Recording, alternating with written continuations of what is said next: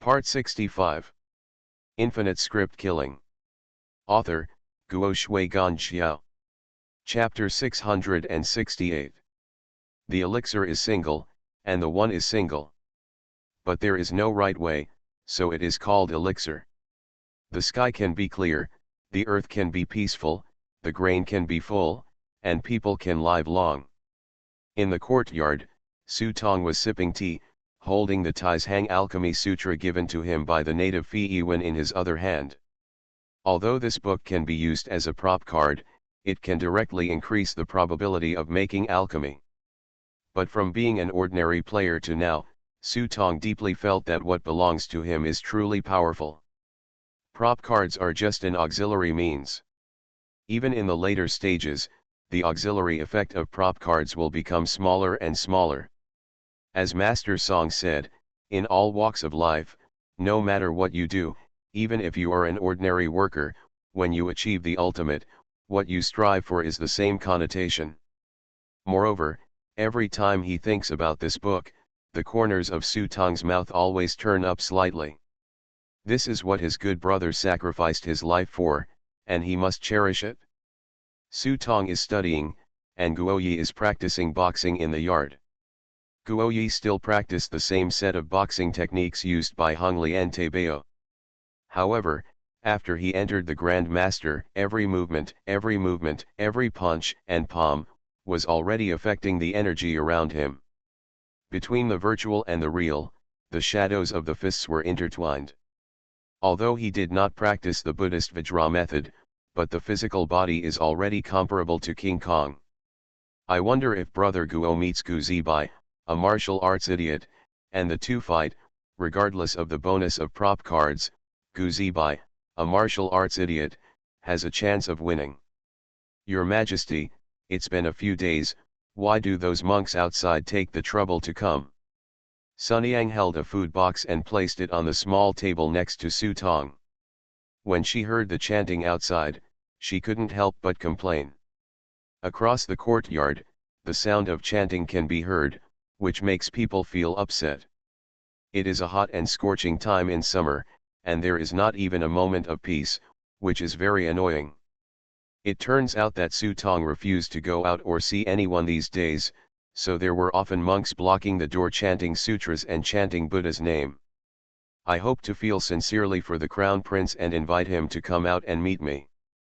But this sincerity was like an annoying fly in Sun Yang's ears, and she thought to herself, who is my heir apparent? Who should care about you stinky monks? Sun Yang said as she opened the food box in her hand, and the cool air inside formed an ice mist in the hot air and overflowed. Inside the box was a beautiful copper plate with snow-white souffle on it. Sushin. Similar to real ice cream. Even the taste is definitely not inferior. The production method is also very simple. Heat the pastry until it is almost melted and very soft. Then, pour it onto a vessel such as a plate, making a mountain shape while pouring it. Then, freeze it in an ice cellar and freeze it into shape. Covered with milk and ghee. It seems to be a simple recipe, but it is not something ordinary people can eat. Huangji has a chef who specializes in making sushin, so Su Tong can have a full meal. Su Tong put down the book and took a bite of the milk puff. The cold and sweet taste made him feel so good. While eating, he asked, "Have you bought all the medicines I want?" Sun Yang thought for a while, shook her head and said, "There are still some things missing, such as euphorbia and Daphne. Drug stores are unwilling to sell these medicines, but most of them have been collected." After speaking, Sun Yang couldn't help but ask, "Your Majesty, what do you want these medicines for? If you feel uncomfortable, just ask the doctor at Huangji to take a look. Why bother to prepare it yourself? Being idle is also idle." Su Tong didn't answer Sun Yang, he just said something casually, but it was not a lie. After all, he is really free now. Previously, Guo Yi was ordered to go find Yuan Shushi, but Yuan Shushi was working hard to repair the Mingtang. It was said that His Majesty was preparing to hold a Dharma mysterious altar ceremony, and the Buddha statues in the Mingtang were repaired without delay, and he was not allowed to leave easily. Yuan Shushi couldn't come, and it was inconvenient for him to go out. Those bald donkeys outside were staring at me every day. Maybe the Buddhist great protector was waiting outside. If I really went out, I would be in a lot of trouble. After all, being third in the world is still very brave. So since you are free, you might as well collect some precious medicinal materials and try to make an elixir. Oh, by the way, I have already finished the lamp you asked me to make, Prince. At this time, Sunyang seemed to have remembered something, and immediately ran to the kitchen and took out a newly made 5-sided lamp from the back of the kitchen. The lantern is not beautifully made, but it looks very sturdy. After Su Tong expressed his thanks, Sunyang went back to the kitchen to prepare dinner for Su Tong. Looking at the lantern, Su Tong thought in his mind that the master taught him the yellow plague technique, but now he is in trouble. Just as he was thinking about it, an attendant walked up to Su Tong and said, "Your Majesty, someone is coming from the palace." Oh! Su Tong was refreshed and thought, finally we are here. Just as he was about to get up and change his clothes, he turned around and saw that his entourage had a very strange look on his face. He couldn't help but sit down again and said, "Is there anything else?" The attendant nodded, "Well, you also brought a great monk with you." Great monk. Hearing this, Su Tong's heart skipped a beat, and he had a bad premonition. Sure enough, Su Tong soon met the eunuch from the palace and, the great monk Yuan sighed. But, the poor monk Yuan paid homage to the crown prince. We haven't seen him for several days. The crown prince has become even more diligent in the Dharma. I saw the great monk Yuanzi walking side by side with the father-in-law, taking small and light steps. As soon as Yuanzi entered the courtyard, his pupils shone with golden light. He glanced over and his face suddenly showed joy.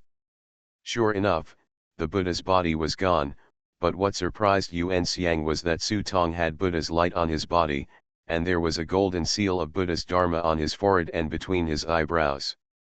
Others can't see this, but UN11 can see it clearly. The golden seal of Buddhism is a symbol of Buddhist magical power. From the golden seal, it is the seal of their Buddhist Vajra. It had only been a few days since we last met, and the Dharma golden seal was already completed, so it was no wonder that Yuan Xiang was so pleasantly surprised. The eunuch on the side walked forward with a smile, and before Su Tong could speak, he lowered his voice and said, "I declare the holy edict, Crown Prince Li Zheng, the Crown Prince, is impartial, gentle and obedient, and is good at Buddhism. I heard that the Crown Prince has no good teacher. I order the great Dharma Master from the Dharma Protector source of the Grand Prime Minister's temple to teach me personally and lead me to practice the Dharma during the Xian altar ceremony. I admire this." When Su Tong heard the imperial edict, he couldn't help but be stunned for a few seconds. He didn't wake up until the prompt from the prop booklet came. Main Mission 1, Bring the Sky to Salute. The Xian altar ceremony will be held soon, and it will be a grand ceremony for all nations to come to court. The Empress needs someone to take her place and attend the Dharma lectures at the Suantan altar ceremony. Mission requirements: follow the Great Mage of the Source side and get the approval of the Great Mage of the Source side. Task time, January. Mission punishment: if the main mission fails, you will be kicked out of the scenario world. Hearing the prompt, Su Tong twitched the corner of his mouth, looked sideways at the great monk Yuan Xiang, and thought to himself, "Isn't this forcing a good girl into prostitution? Baldy, you can't afford it." But the great monk Yuanzi was smiling and full of peach blossoms. No matter how you looked at it, he looked like the face of a big prostitute. The old eunuch on the side was the old mother of the brothel. She spoke earnestly to persuade Su Tong, who was going to the sea for the first time. "My eldest son, this is such a great blessing. Master Yuan Xiang is the direct descendant of Xianzang.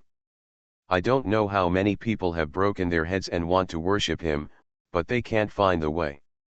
But your eldest son can enjoy this blessing alone. It's really what a great blessing.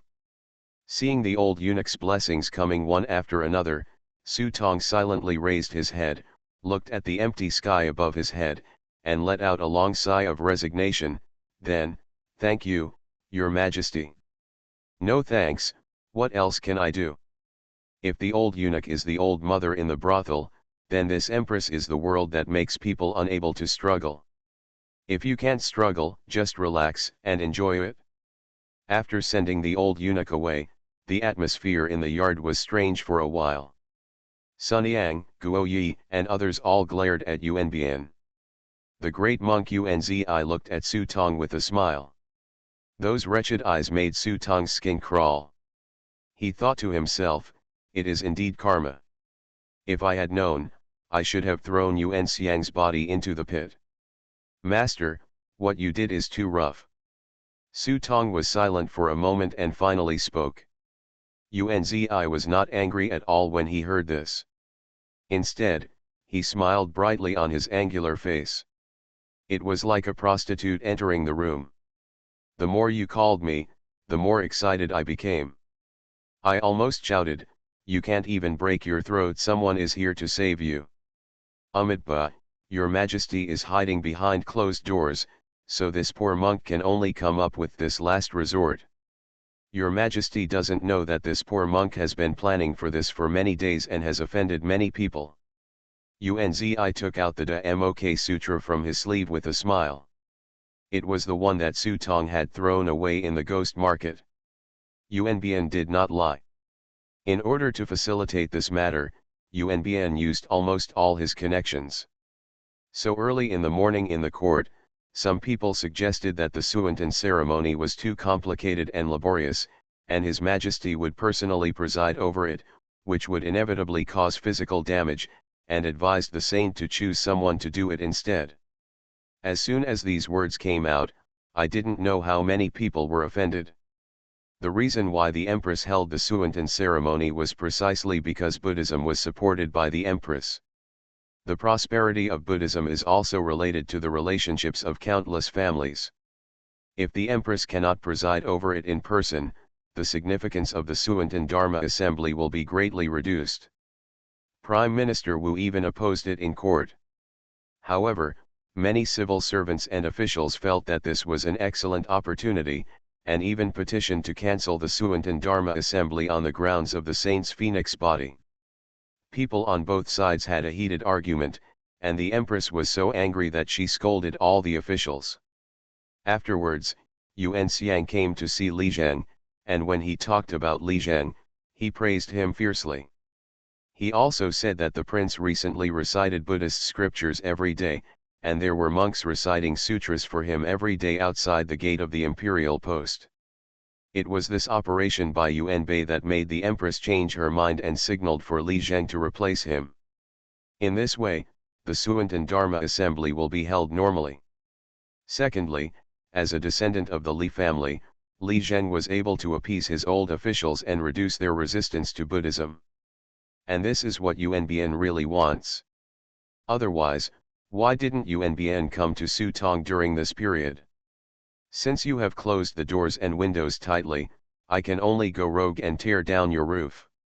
Seeing that the matter was a foregone conclusion, Su Tong rolled his eyes, did not accept the book handed to him by the monk Unzi, and turned around and walked out the door. "Where is the prince going?" Seeing this, the great monk Unzi hurriedly followed. Su Tong paused in his steps and suddenly remembered something. He raised the corner of his mouth slightly and recited a poem. "Two beauties are dancing, swaying like clouds and immortals. They stay in joy without getting tired, and the dawn will come soon." After reading the poem, he raised his head and exercised. With a serious Central Plains accent, she said two words, "Nv Piao, Nv Chang." Infinite script killing. Author, Guo Shui Gan Xiao. Chapter 669. When he heard the word whoring, the great monk Yuanzi was stunned. He opened his mouth and almost bit his tongue. By the time he came to his senses, Su Tong had already gone out. Umitba, sin, sin. Unbn clasped his hands together, and as if there was divine help at his feet, he followed Sutong in a moment. Brother Guo, hurry up and catch up, don't let the prince learn bad things. Seeing that Guo Yi hadn't come to his senses yet, Sun Yang stretched out her hand and pinched Guo Yi. In Sun Yang's eyes, the prince doesn't need to learn any Buddhism at all. He himself is a god who saves people from suffering. It would be a huge sin if he let those lowly slaves in the brothel dirty their bodies. Immediately, he pinched and twisted Guo Yi's waist hard. Even Guo Yi's master-level Hung Lian Taibao grinned in pain and woke up suddenly. He quickly covered his waist, yelled, and hurried after him. Go up and say, Your Majesty, no. The streets of Luoyang are paved with blue stones. There are many shops and restaurants on both sides of the streets. From time to time, you can see merchants leading camels and walking into the city with a lot of gold and silver goods.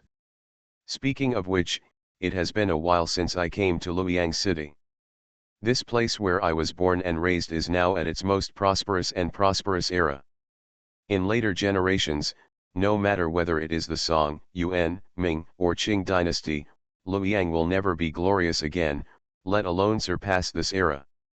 So since I can't change the fact that Unzi is following me and wants to learn Buddhism on my own, it's better to go out and take a good look at Luoyang city in this peak era. Your Majesty, you don't really want to go to Tanhua Tower, do you? That's not a place we can go. Guo Yi came forward without realizing it, pulled Su Tong's arm, and advised him sincerely, if the prince knows that you have gone to that kind of place. Can you believe that my father can be so happy? Su Tong rolled his eyes and finished what he said next. Your Majesty.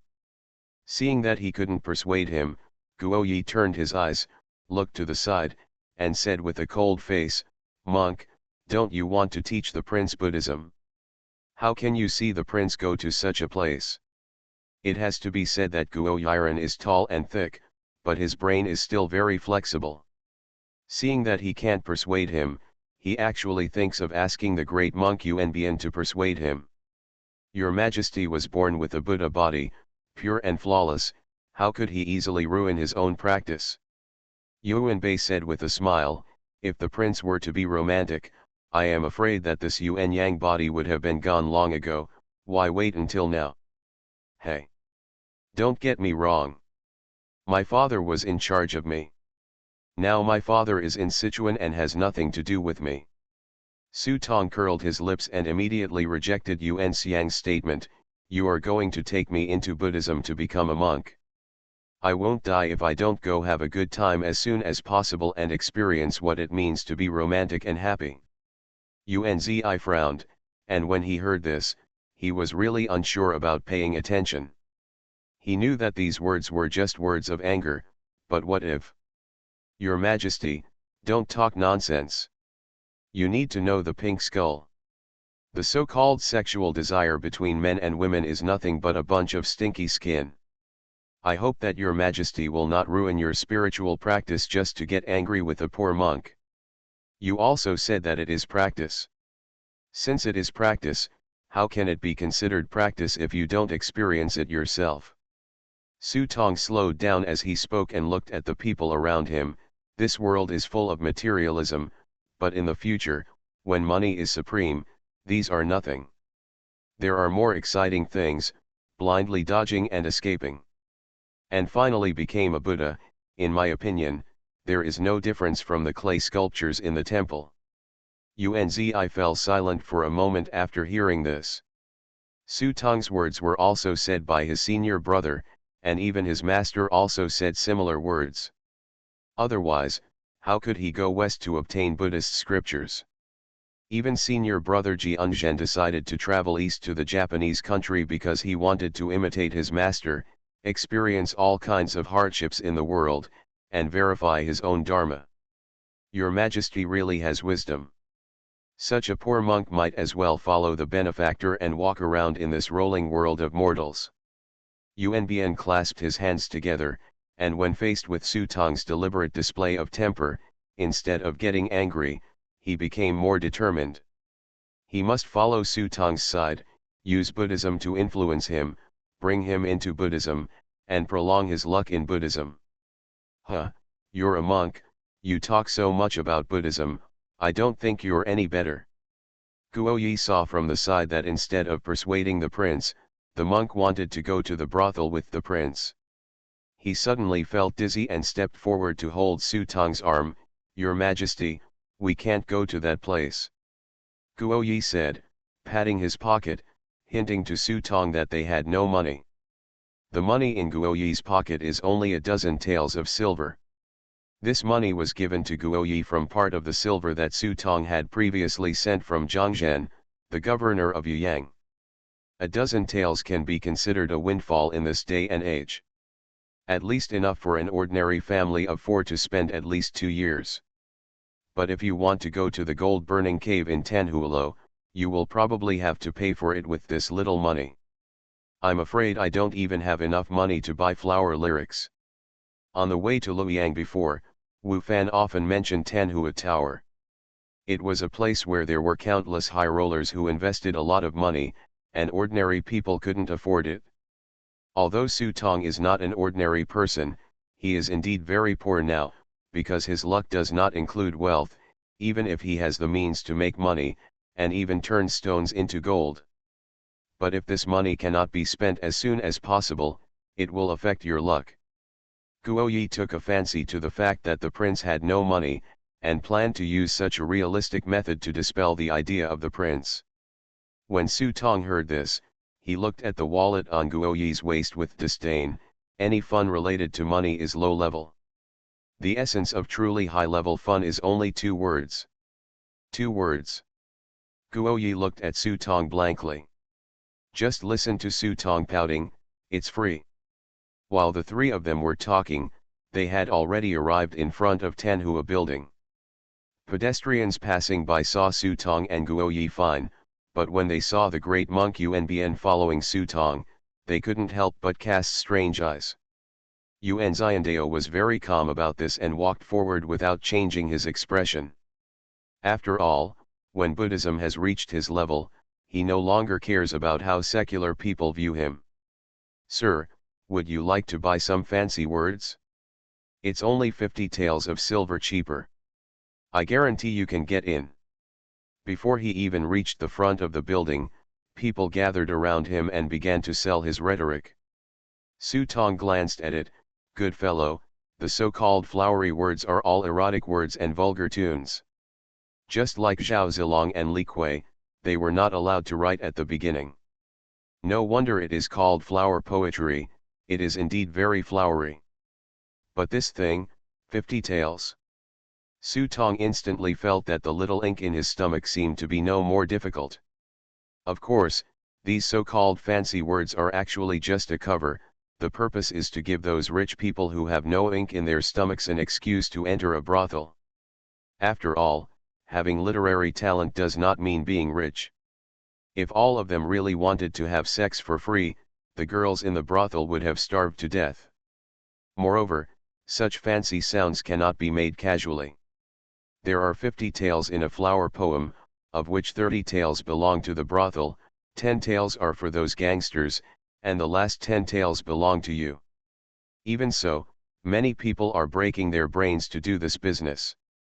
Seeing more and more people crowding around to sell their rhetoric, Guo Yi felt annoyed and couldn't help but snorted coldly. I saw Guo Yi becoming cold-faced, exuding a murderous aura like an iron king of hell, and finally scared away these people who came to sell flowery words. The 3 of them strode to the downstairs of Tanhua. When they looked up, they saw that the 3-story building was very beautifully carved and painted. Even the signboard above was made of iron pens and silver hooks. There was a certain talent in calligraphy. Just these 3 words Tanhualo are probably worth thousands of gold. But compared to this door, the girls lying upstairs in front of the attic window are even more eye-catching. Although Das who considers fatness to be beautiful, fatness has rules and regulations. In today's terms, a person with a forward and backward posture is slightly fat, and a potbelly is simply fat. The women who can stand in front of the window are all fat and thin, and beautiful.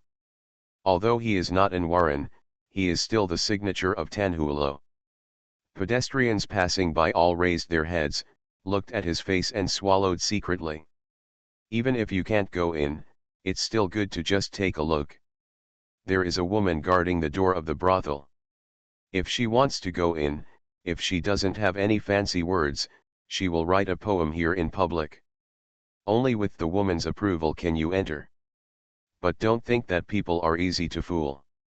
In fact, except after the Qing dynasty, women in brothels are the trend of the times. They are full of ink, but they are no worse than those scholars. Even the poems of some talented women have been recited. If you want to fool people, it is equivalent to a large-scale social death scene. Once the reputation is spread, it will be difficult to mix in the circle in the future. So in front of the brothel, many scholars stood at the bottom of the building waiting. What are they waiting for? Inspiration. Hey, there are monks too. At this time, Su Tong and 3 others came over. Some people saw the monks on the side of Yuan dressed up and couldn't help but look at them sideways. There was both surprise and amusement in his eyes. Aren't all the monks saying that they are not close to women? Why did a monk come to the brothel today? Unzi ignored the strange looks from around him and followed Su Tong to the woman guarding the door. Wait, you 3, are you going in? The woman guarding the door looked at Su Tong and the others with a strange expression, or in other words, she looked at Yuan Xiang. Certainly. Su Tong nodded, we are here to practice. As he spoke, he did not forget to wink at Monk Yuanbian, which made Monk Yuanbian feel disgusted in his heart. Is there a fancy word for this? The woman held out her hand. Instead, Su Tong's eyes widened. What, you want me to spend money before I even get in? Hearing this, everyone rolled their eyes, only to hear someone in the crowd sneer, haha, what a joke, what are you doing here if you don't have money? Get out of here. It's a fantasy to beg for money in a brothel. Didn't you say, you can get in by writing poems? Su Tong ignored everyone's cynicism and asked the woman in front of him seriously. Seeing Su Tong's serious look, the woman couldn't help but sneered, with this rule, you can also write poetry. As soon as these words came out, everyone burst into laughter. Anyone who can enter a brothel based on his poems is recognized by everyone, and they are all literary celebrities. Few people recognize the 3 people in front of them, so what kind of poems can they come up with as a stepping stone? But it's not like there aren't some idiots who use other people's poems to make up for their mistakes. It's a pity that the ink in people's stomachs is not blown out. The poems that can successfully enter the brothel as poems have probably been known to the world for a long time. Anyone who dares to impersonate them is no joke. It can range from a beating to a more severe punishment, including being sent to the government. Su Tong looked back at Yuanbian, Master Monk, aren't you very confused about how I cultivated Buddhism? Unzi raised his head and heard Su Tong reciting a poem with a smile. I have never cultivated good deeds in my life. I only love killing people and setting fires. Suddenly I opened the golden rope and broke the jade lock here. The tide came from the Jiantang River. Today I know who I am. When Su Tong recited this poem, everyone around him was stunned and stood speechless. The people who come to the brothel for entertainment are either Jiangnan talented people or famous people in the literary world. Among them are some regular customers who spend a lot of money to buy erotic poems. But being able to live happily here, how can you do it without a little ink in your belly? Therefore, when I heard that this young master really spoke the poem, I was shocked at first, and then I was shocked by the poem. What a strange poem. Never heard of it?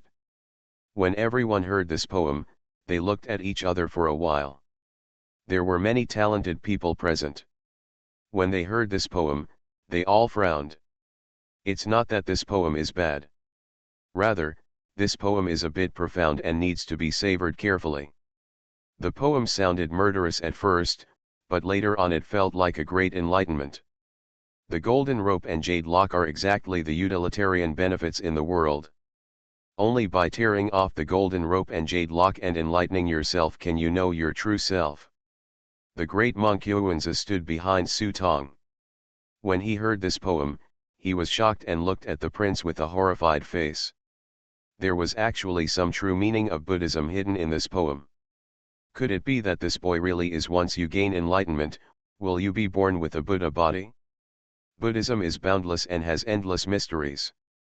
However, few talented people are willing to write poems with Buddha as the theme. The poem Su Tong chanted and sang casually seems murderous, but it is full of great wisdom. Sure enough, he is destined to be my Buddha. This poem is enough to be passed down to future generations. Only, the charlatanism is a little too heavy. But it is normal to think about it. After all, the prince is young and energetic, and it is natural for him to dream of wielding a sword and traveling around the world. In fact, Monk Yuanzi was just overthinking it. The reason why Su Tong was able to recite this poem was purely because he followed the TV series Water Margin played in the hospital. As for Tang poetry and song lyrics, haha, to hell with it, he really can't recite a single line. It is difficult to be a copywriter. However, although Su Tong did not know Tang poetry and song lyrics, in reality it was not just Tang poetry and song lyrics, but also many popular masterpieces. Su Tong had heard of them all. Why, don't talk anymore. It's still too profound for you to understand. Su Tong looked at the woman in front of him, who was so surprised that he couldn't speak, and turned to look at Yuan behind him, who had a face full of shock. Master, just think of this poem as a fancy poem composed for you. Just listening to Su Tong's words, he recited another poem to the girls on the window of the building door. I once worried that being passionate would harm my holy life, and when I entered the mountains, I was afraid that I would not be able to fall in love with the city. There is peace in the world, both ways can be achieved, and I will live up to the Tathagata and live up to you. As soon as this poem came out, it was so impactful that the girls in the brothel were so moved that their eyes turned red and they stared straight at the young man, with intoxicated passion in their eyes. There are so many love poems in the world, but none can compare to that one sentence: the world is safe and sound, and I will live up to the Tathagata and I will live up to you. It simply showed the romance in a woman's heart vividly. For a moment, the entire brothel, no, people on the whole street are excited. You are listening to Novels at Bless Up channel. Wish you happiness and luck. Please subscribe to receive new novels. How do you feel about this novel? Please like and leave a comment. Infinite Script Killing. Author, Guo Shui Gan Xiao. Chapter 670. If the previous poem may have a Zen feel, but may be too profound for people to ponder carefully, then this poem is simple and clear. The simplest words and the most straightforward way describe the monk's identity, his love for women, and the entanglement between spear and shield in such a romantic way. Suddenly everyone in the whole street was stunned. The girls in the brothel recited this poem silently, and their hearts became drunk. Since Chen Xianzang returned from his journey to the West, Buddhism has flourished. People's impression of Buddhism is that it is solemn and majestic and can save all sentient beings. Monks are all strict in self-discipline, and the Qingdeng ancient Buddha is already everyone's first impression of the monks. However, when the majestic Buddha and the romance of the world are combined, this strong sense of contrast brings not only a novelty, but also an understanding that breaks the convention. Amitabha, sin, sin, sin. When Yuanzi heard this poem, his face turned dark instantly. This poem is clearly treasonous and unethical. The Buddha is so sacred, how can such a worldly love be entangled with the Buddha? This is clearly an insult to Buddhism. There was already a cold look on Yuanzi's face, and he thought to himself, it doesn't matter that you are unwilling to practice Buddhism, but you actually used your poems to tarnish Buddhism. Do you really deserve the wrath of my Buddha, the king of ignorance? Thinking of this, Unzi snorted coldly, and was about to forcibly capture this kid and take him to Xiangshan temple for severe punishment. Suddenly, he seemed to feel something. He slowly raised his head, looked at the sky with a shocked face, counted with his fingers, and looked at Su Tong with an increasingly weird expression. At the same time, outside the gate of Mingtang, the commander-in-chief, who was wearing golden armor and holding a horizontal sword, raised his head indifferently and looked at the sea of clouds in the distance, with a look of doubt on his eyebrows. Come here, two divine guards quickly stepped forward. Go find out what those monks are doing recently. Promise. The two Shinwu guards quickly turned around to deliver the order. Within a short time, the Shinwu guards, a huge national machine, began to search quickly, and one piece of information after another began to converge towards the Shinwu guards. It was not just the Shinwu guards who were alarmed. Outside Zhuangzi, outside Luoyang City, a farmer wearing a straw hat and holding a hammer slowly took off the straw hat on his head. If Su Tong were here, he would definitely recognize him at a glance. Isn't this none other than Motuo cult leader, Lu Ji? Leader. Several people on the side saw Lu Ji suddenly looking motionless at the sky, and couldn't help but stepped forward and asked in a low voice, Leader, what happened? Lu Ji looked puzzled and said, let someone go check it out. There have been some major Buddhist events happening in Luoyang City recently. Promise. Hunshan prison. Gu Piwen was lying on his rocking chair, closing his eyes and relaxing. The air was filled with a bitter herbal smell. Master, drink the medicine. Nai Haitang walked to Gu Piwen with the medicinal soup, blew on the medicinal soup twice, and handed the medicinal soup to Gu Piwen. Hey, this medicinal soup is bitter. Gu Piwen looked at the medicine soup with a tragic expression, as if it was not a medicine that could cure his illness and save his life, but more like a poison that could kill him. Just when he was about to open his mouth to drink, he glanced at the sky coldly, and his pupils suddenly tightened. Boom! The bowl in his hand slipped and fell heavily to the ground. Master! Nai Haitang turned pale with fright when he saw this. He looked at Gu Piwen lying on the chair motionless and looking at the sky. His face turned pale for a moment and he stretched out his fingers tremblingly. Not dead yet. Gu Piwen suddenly spoke at this time, causing Nai Haitang to exhale, Master, you almost scared me to death. Gu Piwen shook his head, strange, strange, so strange. Strange? Master, what is strange? Nai Haitang raised his head and looked at the sky, but saw nothing. He could only ask Gu Piwen. Gu Piwen didn't explain. He just took out 9 copper coins from his sleeve and tossed them casually. The coins rolled to the ground. His eyes quickly swept over the copper coins on the ground, and the expression on his face became increasingly weird. It's strange, how come the luck of these bald guys from Buddhism suddenly soared so much? After saying that, his chubby body jumped up from the chair, go outside to inquire, but something happened, go quickly. Nai Haitang didn't know why, but seeing how eager his master was, he didn't care about the medicinal soup and hurried away. Luck? How could this happen? Is it because of his poems? At this moment, Yuan Xiang was still standing there, lost in thought. In his trance, his ears were filled with the poems written by Li Zheng just now. Looking back, I saw that everyone around me was chanting obsessively, once was not enough, twice, and twice was not enough 3 times. Even those brothel girls who are despised by Buddhism are reciting this poem silently. In Unzi's eyes, Buddha seems to have spread into people's hearts in another way.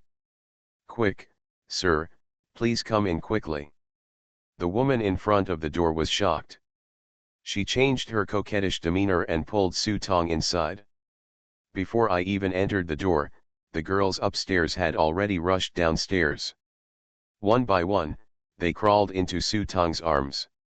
What a girl's reserve, go to hell. Being able to serve such a young master will only double your worth if word spreads about it. If this young master is willing to designate the ownership of this poem, it will be even more amazing. With this poem, they can eat for a lifetime. Facing the girls who came forward, Su Tong did not reject anyone who came, hugging him from left to right, and was very happy. At the same time, he did not forget to look back at Yunbian. Master, why should you be cautious? Pretty in pink, isn't it also a kind of practice, you and me? They are all Buddhas in the world, so why worry about rouge staining their cassocks? The corners of Yunzi's lips twitched, and finally he shook his head helplessly and said, Your Majesty, it's up to you. I have other important matters, so I'll come back to see you tomorrow. In the end, Yunbei couldn't let himself enter the brothel's door, he just turned around and left in a hurry. Hey! Seeing Yuan Xiang leave, Su Tong grinned and snickered. Food and wine have passed through the intestines, but the Buddha remains in the heart. Master, please keep an open mind. When Yunzi heard the words, he turned around and looked at the prince who had submerged himself in the world of beauty with complicated eyes. He clasped his hands and said in his heart, There is no second Chen Xianzang in the world. He recited Amitabha and left in a hurry. After Yuan left, Su Tong felt even more at ease. He stretched out his hand and waved to Mama Sang beside him, but Su Tong was so excited that she raised her hands in front of her chest and walked over in a hurry. Master, what are your orders? Su Tong pushed away the girls around him, and in the eyes of the girls with resentment, he stopped Mama Sang's waist and said, I have a friend here with you. He happened to be here even after I came. Take me to meet him. Friend, is that young master you are talking about? The one sent by Hunshan prison. Hunshan prison. Mama Sang couldn't help but hesitate when he heard the words, but Su Tong slapped Mama Sang on the butt. Don't be pretentious, take me to meet my friends, and I'll come again next time, or I won't come in the future. Don't. Mama Sang became anxious when she heard this. Who is this? This is the god of wealth. There are so many local tycoons who spend a lot of money. In the huge city of Luoyang, if you throw a brick at it, you will either be an official or a wealthy and powerful person. There are 18 brothels in Luoyang, and there are even more Golan Si Jiaofang. Why do these people come to their house? It's because there are poets in their family who write poems. When they go out, they say that the poems of people who are famous in Luoyang city were written at their doorstep, and that is a golden sign. Just based on the 2 poems this young master just wrote, starting from tomorrow, the price of their flower poems will double. Don't think it's too expensive, it's limited edition. Otherwise, go somewhere else and see if you can have such a strong character. Mama Sang quickly grabbed Su Tong, but she was still a little worried and wanted to confirm, young master is really a friend. Su Tong took Mama Sang's chubby fleshy hand, put her hands on his chest, and looked lovingly into Mama Sang's eyes. Mama Sang, who is an expert in love, didn't know what to do today, her face started to turn red. We are close friends, the kind of friends who would sacrifice their lives for each other and go through fire and water. When Mama Sang heard this, she thought of that young master, who had always been unswerving in the face of the 4 courtesan, and suddenly understood, could it be that you are? Su Tong pinched the flowers and pressed them on Mama Zhang's red lips. You understand me? Oh, Mama San's eyes widened, and the little flame of gossip in her heart jumped up. He nodded crazily like a chicken eating rice. I understand, I understand. I understand, but you're still not leading the way. This way please. It's in the back room. After Mama Sang said this, she ignored the resentful looks from her daughters behind her and took Su Tong straight to the backyard. Walking through the backyard, before getting close, I heard bursts of music. Don't worry, my young husband is loyal to you. These days, his heart has not been touched at all. My 4 daughters have tried their best. My young husband is still a true gentleman who is calm and undisturbed. Mama Sang was afraid that Su Tong would misunderstand, so she hurriedly explained. Then he pushed open the door. Girls, let's come out. As soon as their mother Sang and let them go, the four girls in the room immediately breathed a sigh of relief and walked out of the room one after another. You wait outside the door and don't allow others to come in. Su Tong pointed to the courtyard door and motioned to Guo Yi behind him to guard the door. Then he waved his mother Sang away, tiptoed to the door, and lowered his voice and said, "My dear husband, you're fine." With that, he pushed the door open with both hands and walked in with small steps. Zhang Haisheng was sitting cross-legged on the bed with his hands flat on his chest and abdomen. When he heard the voice, he just said, "Please leave, girl, poor Taoist." Halfway through the words, Zhang Haisheng stared and looked away. When Su Tong entered the door, he couldn't help but yell, "I'm going to hum you. You dare to come here, Mr. Sun. But, why do you need to be angry, my dear husband? The poor monk is here to bring you tea." Su Tong closed the door with a smirk on his face. Soon I heard a thumping, thumping, thumping sound in the room. Mama Sang, who was standing in front of the courtyard gate, heard the movement and hid her mouth and snickered secretly. "I'm afraid it's thunder from the sky and fire from the earth, and a fight has already started." After that, he took the girls and left quickly. Infinite Script Killing. Author, Guo Shui Gan Xiao. Chapter 671. Bang bang bang bang. The two of them were really fighting fiercely in the room. Just hearing the sound of fists and kicks colliding, Guo Yi frowned outside the door. With his master level, he could tell that although the fists and kicks did not kill anyone, the sound of the collision was like muffled thunder, enough to crack gold and stone. Just one punch to an ordinary person would be enough to shatter the internal organs. It probably took quite a while. The sound of fists and feet clashing inside finally stopped. It was replaced by the sound of rough exhalation. Bang! Zhang Haisheng sat down on the ground and saw that the room was already in a mess. The tables, chairs, and benches had long been smashed into pieces. Zhang Haishen's entire face turned red, and beads of sweat dripped down his straight nose. "Why are you so hard? This is how a real man should be." Su Tong took off the dragon scales on his body, picked up a chair with missing legs and sat down with a smile. He brewed himself a cup of tea in a leisurely manner. He looked Zhang Haisheng up and down with squinted eyes.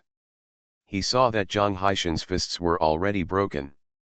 Blood fell on the ground drop by drop. Although he was only passively defending from the beginning to the end, and despite Zhang Haishen's fists hitting him like raindrops, he felt no pain at all. With the blessing of dragon scales and diamond seal, Zhang Haisheng could not easily injure himself with just his fists. Zhang Haisheng didn't really want to kill Su Tong, he just used this punch to completely vent his suppressed anger. Even though the skin and flesh on his fists were torn from the beating, after venting his anger, he finally had a chance to breathe. At least he no longer had to suppress the hot medicinal properties in his body. "Actually, you can leave." Su Tong stretched out his palm and pointed at the golden ring on Zhang Haishen's wrist, which was the clone of getting rich. "As long as Zhang Haisheng is willing, he can use his fortune to destroy the shackles on his feet. With his methods, it will not be difficult at all to escape. Why should I run away? This is also a test for me. If you hadn't come and ruined my practice, I'm afraid my heart would be like glass and my Taoist heart would be even higher." Zhang Haisheng raised his head and looked like, "I don't need your concern." "Then, I'm leaving." Su Tong sneered. "Don't." Zhang Haisheng quickly raised his head and said grumblingly, "Stay with me for a while longer. Do you have a cigarette? You still smoke?" As he spoke, Su Tong rummaged through the props book for a while, took out the cigar box he had collected before, and opened the cigar box. After Su Tong's fingers crossed the top layer of cigars, he silently took out a cigar from the bottom and handed it over. "Smoking is bad. It hurts the lungs. Just smoke this. I won't let ordinary people smoke my cigars. Zhang Haisheng took the cigar and felt that Su Tong was taking advantage of him, but there was no evidence. However, this cigar is also a rare good thing. Zhang Haisheng lit the fire, but before he could smoke it, the room was already filled with cigarette smoke. When he looked up, he saw Su Tong holding a hookah and starting to smoke. Zhang Haisheng was stunned, and then he began to curse in his heart. The two of them sat in the room and smoked, as if they were secretly competing to see who could spit out more second-hand smoke. Within a moment, the room was already enveloped in thick smoke. Those who didn't know might have thought that the two of them were going to burn charcoal in the room and commit suicide. I'm a little envious of you. Finally Zhang Haisheng spoke, but his words were somewhat beyond Su Tong's expectations. Envy me? Envy that I'm handsomer than you. Zhang Haisheng curled his lips when he heard this. You are so handsome, you are a big-headed guy. I envy your background. Hey, you might as well say that you envy me for being more handsome than you. Your background is much better than mine. Su Tong sneered, not believing Zhang Haisheng's words at all. But Zhang Haisheng raised his head resignedly and looked up at the roof beams above his head. As soon as I was born, an old Taoist priest came to my door and gave me a name, Zhang Haisheng. From then on, I inexplicably had Qingcheng Mountain 800 years of luck. Zhang Haisheng talked about his past. Perhaps he was what people call a full-level cub in his childhood. He began to recognize words at the age of 3, and already had photographic memory at the age of 4. He completed elementary school, junior high school, and high school in 3 consecutive jumps. His luck was simply extraordinary. Everything went smoothly, both academically and in life. The teachers I met, the classmates I met, the uncles and aunts I met, and even their family's business seemed to be favored by God. Until he thought that he was going to set a new record for the youngest age in college with excellent results. He was sent to Qingcheng Mountain and became a Taoist boy in Qingcheng Mountain. It was only from his master that he learned that he had the luck of Qingcheng Mountain for 800 years. This is how the destiny protagonist is treated in the novel. But Zhang Haisheng was not happy at all, because behind this treatment, he was destined to bear the expectations of many Taoist priests in Qingcheng Mountain and achieve positive results. I'm not complaining for nothing. At least before I met you, I was actually quite satisfied. After all, I have gained too much, but until I met you. Zhang Haisheng looked through the smoke and looked at Su Tong. You are not as lucky as me, but you have blessings. That blessing should have been shared by the entire lower class, but you ended up taking it all to yourself. It's hard to say who is better than luck when it comes to luck. Just as Taoist master Dongxian of Qingcheng Mountain said, this guy is his nemesis. When everything goes wrong for him, this guy is like his nemesis. What's even more annoying is that you don't need to bear any responsibilities. You are the only one in your class. You can do whatever you want, but I can't, so I envy you very much. Zhang Haisheng said, taking a deep breath from the cigar in his hand, with a cold light in his eyes, like a wolf ready to attack. Don't give me a chance, I will kill you. When Su Tong heard this, his brows raised slightly, his face emerged from the thick smoke, and he spit out a thick puff of smoke from his mouth, and spit it on Zhang Haisheng's face. Are you serious? Su Tong pointed at Zhang Haisheng's shackles.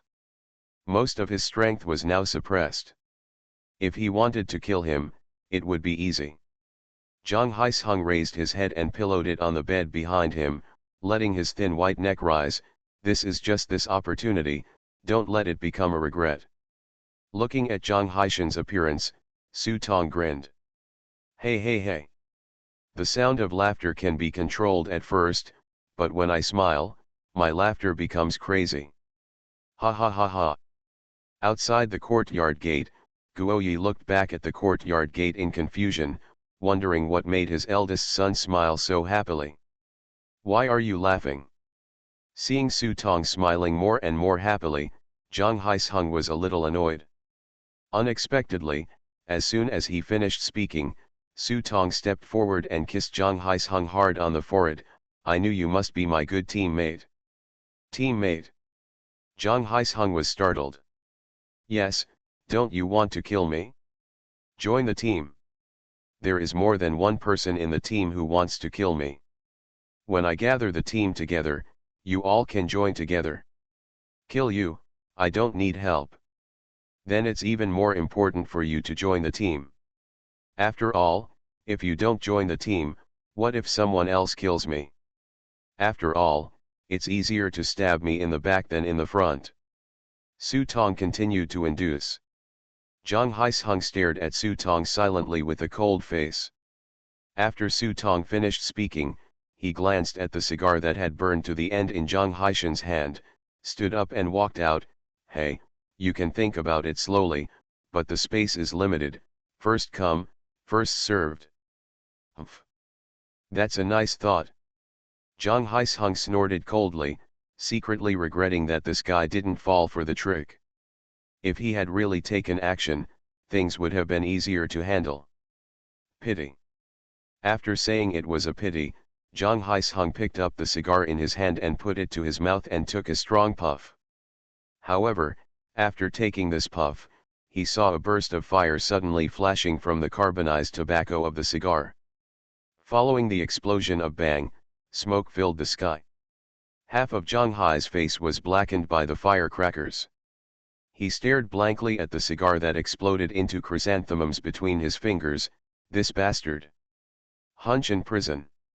The world is safe and sound, and I will live up to the Tathagata and live up to you. Nai Haitang held the poem in his hand and couldn't help but think about what the prince did in Yuyang City.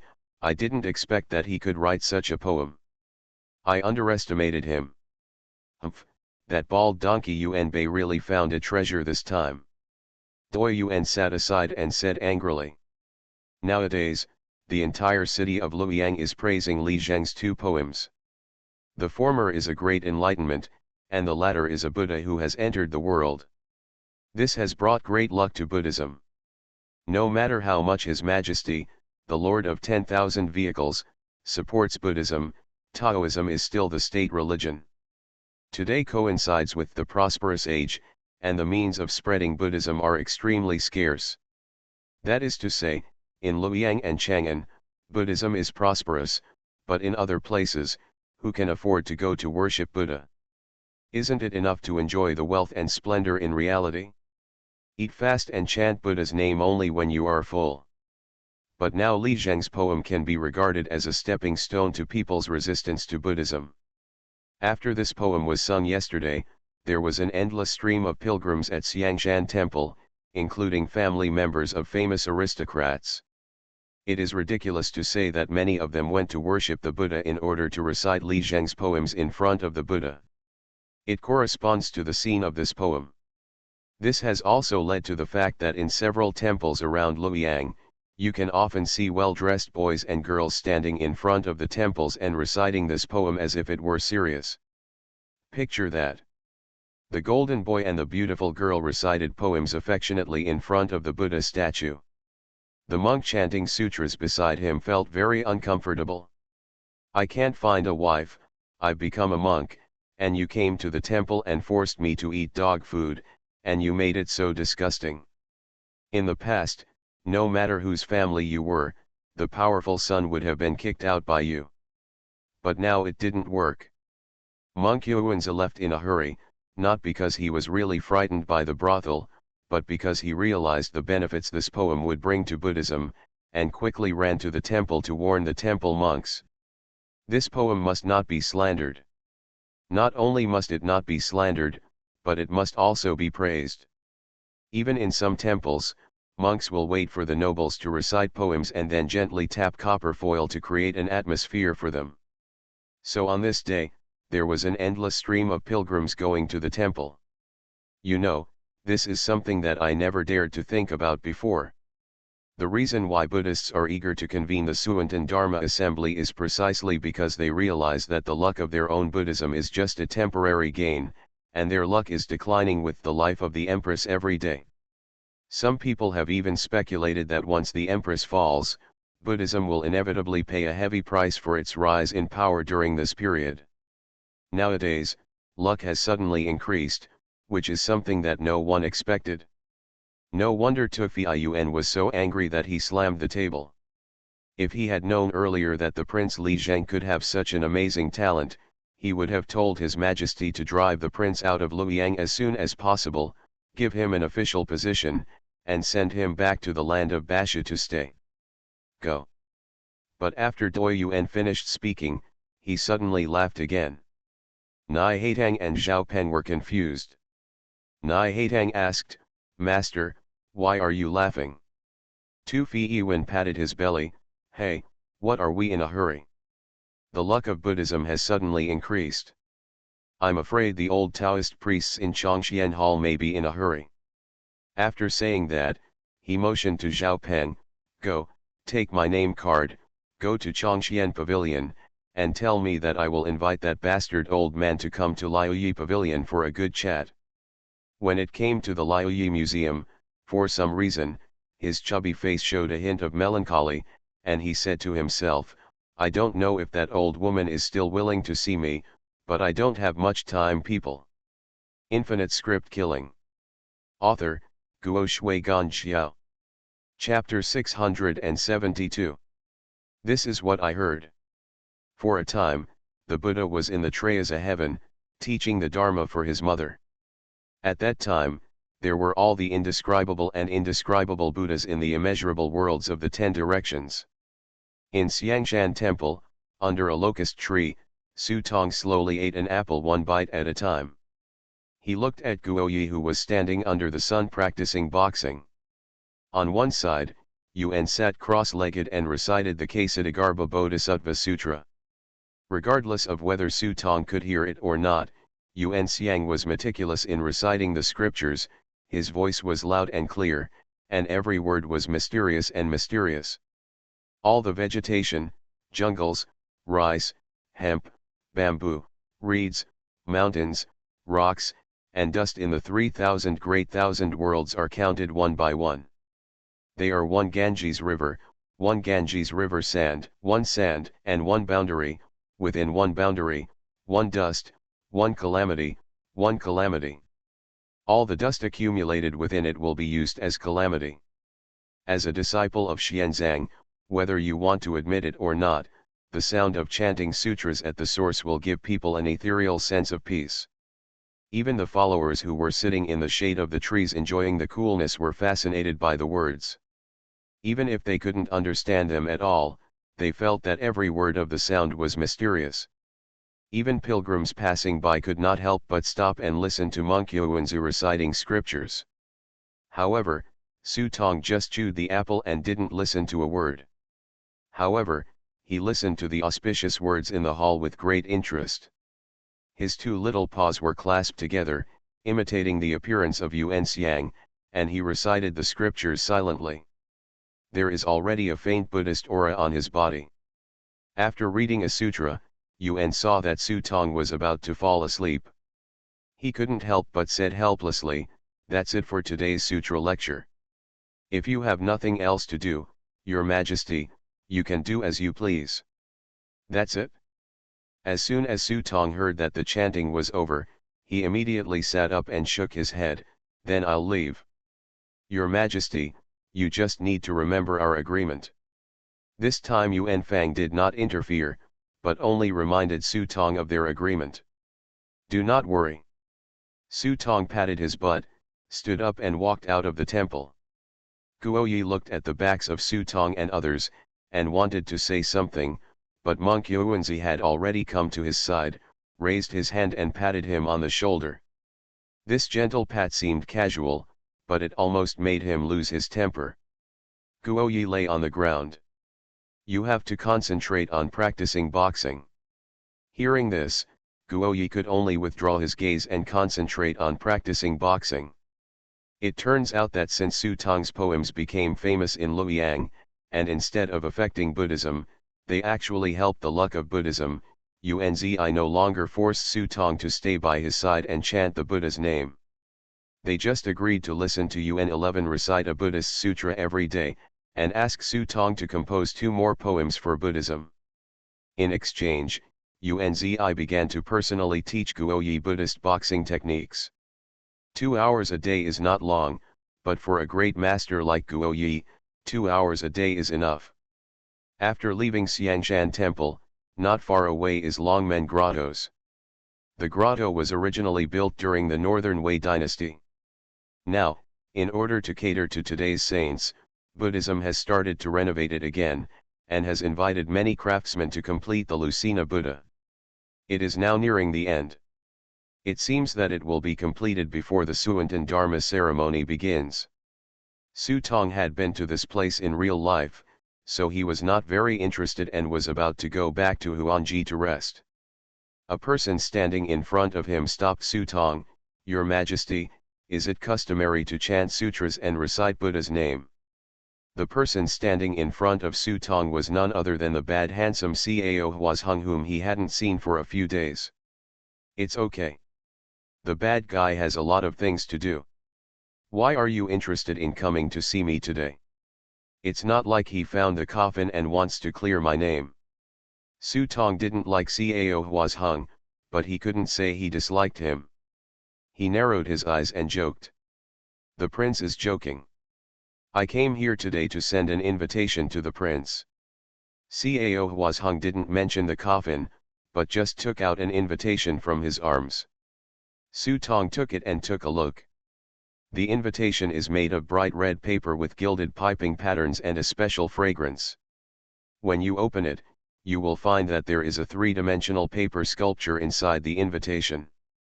As the invitation is opened, the paper sculpture slowly rises into an exquisite small building. What's even more surprising is that although the small building is a paper sculpture, the doors, windows, tables, and chairs are all extremely delicately carved. The calligraphy on the door plaque was written with iron pen and silver hook, which was amazingly talented. There was also a small mechanism on the paper sculpture. When Su Tong opened the invitation, the door of the 6 Arts Hall also opened simultaneously. Experts will know if it is there as soon as they make a move. When it comes to playing with paper, Su Tong can be regarded as a master. But this paper sculpture is so lifelike that even modern handicrafts in reality are far from as delicate as this.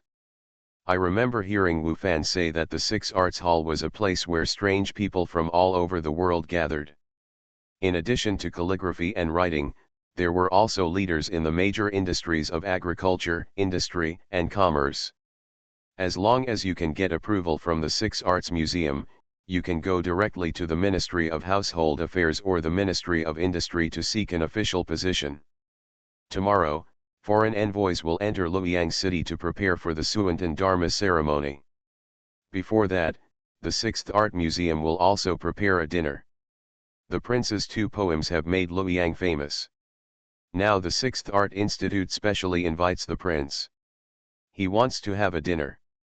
See the prince's grace. It's enough for the Liuyi Museum to send someone to do this kind of thing. Why do you bother the bad guy to deliver it in person? That's too polite.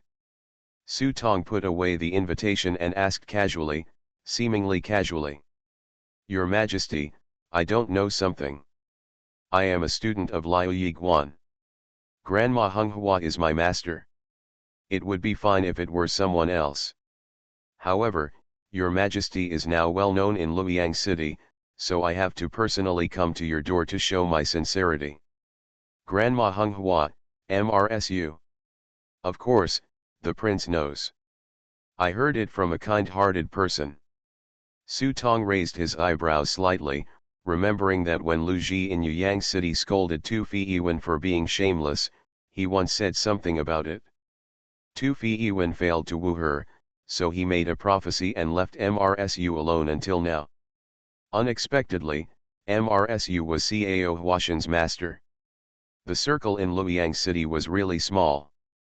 Su Tong accepted the invitation, said goodbye to Cao Huazheng, and took his people back to Huangji early.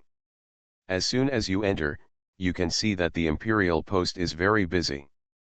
The eunuchs are starting to tidy up the courtyard inside and outside, and even the advance team of some foreign envoys have already moved in first. Your Majesty. Dai Yud, the old eunuch of Huangji, saw Su Tong from a distance and immediately came over to meet Su Tong. Your Majesty, in recent times, there have been a lot of foreigners coming. I guarantee that everything around your yard will be empty. It won't disturb the prince. Ever since the saint issued an edict instructing Su Tong to salute on behalf of heaven and attend the Suantan ceremony, the old eunuch suddenly became extremely enthusiastic towards Su Tong. This is not without reason.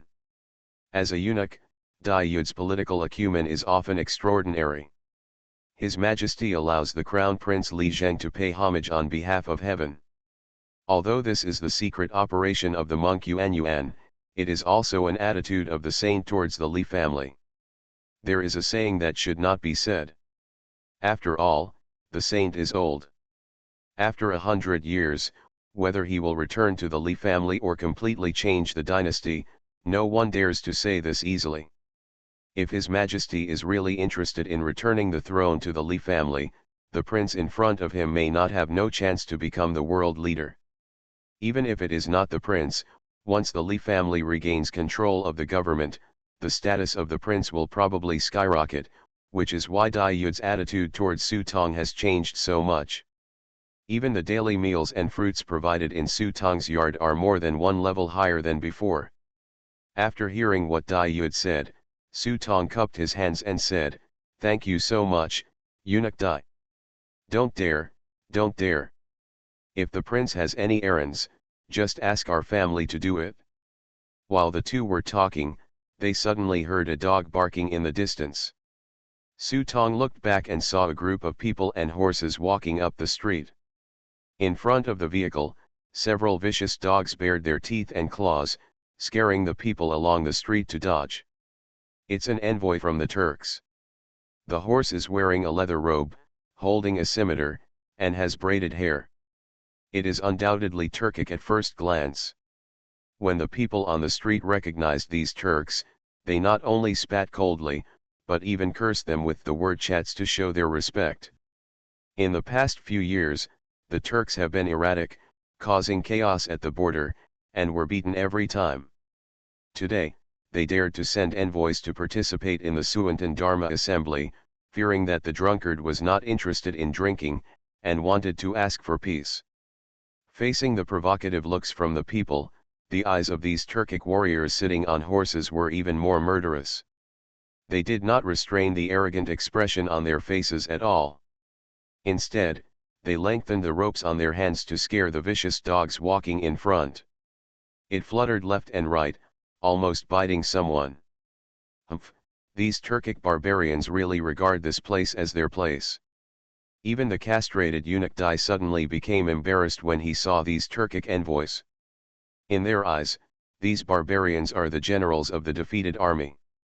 Sooner or later, they will let their Datang divine army destroy them all. Kill the men and treat all the women as slaves. Your Majesty, you'd better go in first. These barbarians bumped into you. Your Majesty, oh my ancestor, Your Majesty, please come back quickly. Before Dai Yud could finish his words, Su Tong Gren had already strode towards the Turkic team. Woof woof woof. The vicious dog under the horse smelled the scent of a stranger, and blood gleamed from its red eyes. Black, yellow, and white are all here.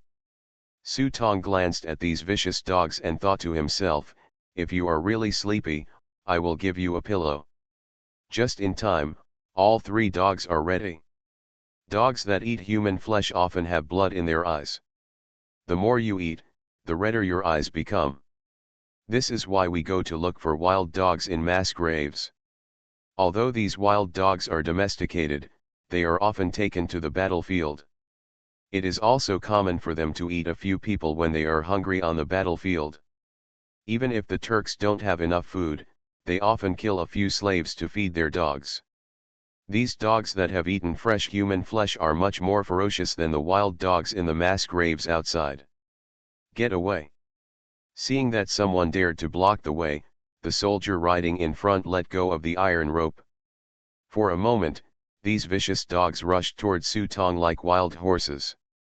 These vicious dogs had been hungry all the way, and finally saw a young boy who was white and tender, with sharp fangs spitting out from his mouth. Seeing this, Su Tong just took a step back, and then swept his fingers horizontally. A sword energy came out from his fingertips. The sword energy flew through the air and passed over the heads of these vicious dogs in an instant. Puff! In an instant, blood spattered on the street, and several huge dog heads rolled to the ground. The body was still lying on the ground, twitching and twisting. Good.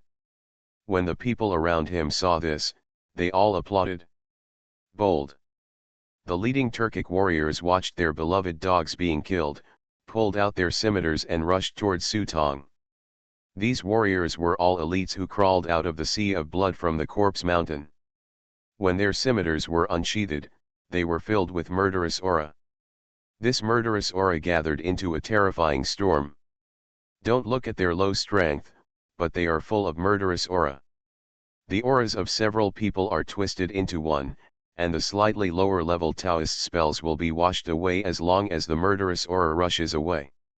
It is not difficult to imagine that if two armies are fighting and the murderous intent is soaring, the Suanman masters are afraid of being extremely capable and dare not approach the battlefield rashly. Otherwise, once the murderous intent is overtaken, most of the magic skills on the body will be reduced, and they can only use their own force to kill them. Make a bloody path. This is also the reason why the gold content of a martial arts master is always higher than that of other masters. Masters of different arts are basically weak chickens on the battlefield. Only martial arts masters become more courageous the more they kill. Facing several cavalrymen galloping towards him, Su Tong showed no intention of hiding anything. As soon as he waved his hand, he heard a crisp sound of swords in the air. The sound of the sword was like a bell, and the shadow of the sword was like a dragon.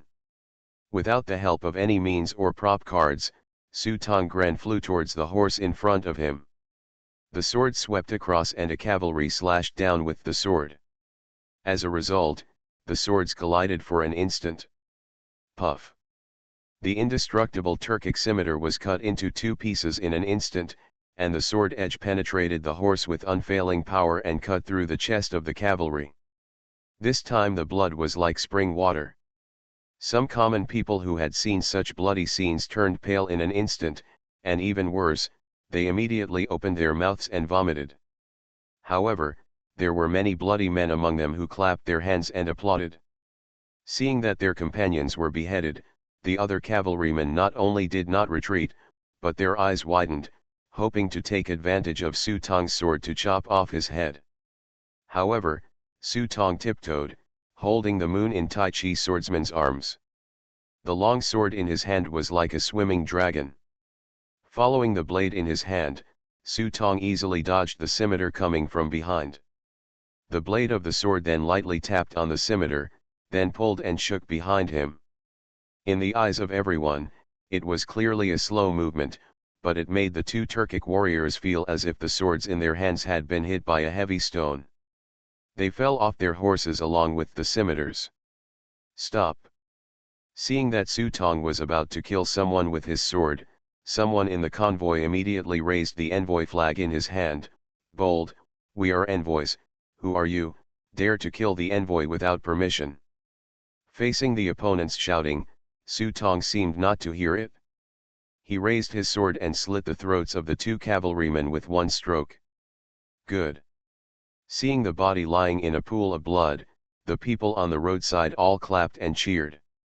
Dai Yud immediately ran over and cried sadly when he saw this, "Your Majesty, you can't kill me. You are causing trouble." Su Tong glanced at Dai Yud coldly. The cold look in his eyes made Dai Yud immediately draw back his neck and shut his mouth knowingly. The Tang Code states that those who allow vicious dogs to injure people will be punished as fighting, killing, and wounding. Although you are foreign envoys, you do not abide by the etiquette and laws. If you indulge dogs in the street, you will be punished by an additional level. You dare to use horses to commit murder in the street and use weapons. Kill without mercy. Su Tong's gaze was like a torch, looking directly at the envoy holding the envoy flag in front of him. This is already within the scope of the imperial city. Riding is not allowed without permission. Get off. Sorry, I was stuck today and I wrote a little less. I will make up for it tomorrow. You are listening to Novels at Bless Up channel. Wish you happiness and luck. Please subscribe to receive new novels. How do you feel about this novel? Please like and leave a comment. Infinite Script Killing. Author, Guo Shuigan Xiao. Chapter 673. Su Tong's scolding voice contained official authority that seemed like rolling thunder. Even though he only had the official authority of the 5th rank, at the feet of the saint, the blessing of the official authority was even more terrifying. The pressure came so hard that the Turkic envoy could hardly hold the envoy flag in his hand. Those Turkic warriors with slightly weaker willpower could not hold the reins in their hands and almost fell off their horses. Even these battle-hardened horses, under Su Tong's official authority, neighed in a low voice and retreated involuntarily. Fortunately, a faint shimmer erupted from the flag, which gradually offset Su Tong's official power in the shimmer. The envoy flag represents the right of immunity. When the envoy approaches the country's gate, an official will quickly report it and obtain permission before the envoy can enter the country's gate. Since permission has been obtained, the envoy flag in the hand of the envoy represents part of the immunity. It can certainly offset a large part of Su Tong's official authority. Just as these Turkic envoys stood firm and were about to get angry, the carriage behind them slowly opened a corner. Get off your horse, this is the kingdom of heaven, and there is no room for you uneducated people to act wild. When the Turkic warriors heard this, the anger on their faces immediately disappeared, and they all jumped off their horses obediently. At this time, a figure came out of the carriage, revealing an exquisite face under the sunlight. The hooked nose, big eyes, and delicate yet individual beard not only did not look sloppy, but instead brought out the whiteness of his skin. Wearing a green brocade leather jacket, the color is very bright, but under his young and handsome appearance, no matter how brilliant the brocade is, it already looks dull and colorless. Sorry, I was not strict with my subordinates. Ashina is here to apologize to the young master. I will strictly demand them from now on and will never let them disturb the people again. Although he is a Turk, Ashina's Mandarin Chinese is extremely standard. If his appearance and characteristics were not very different from those of Han people, it would be difficult to tell his origin just by his voice. Master.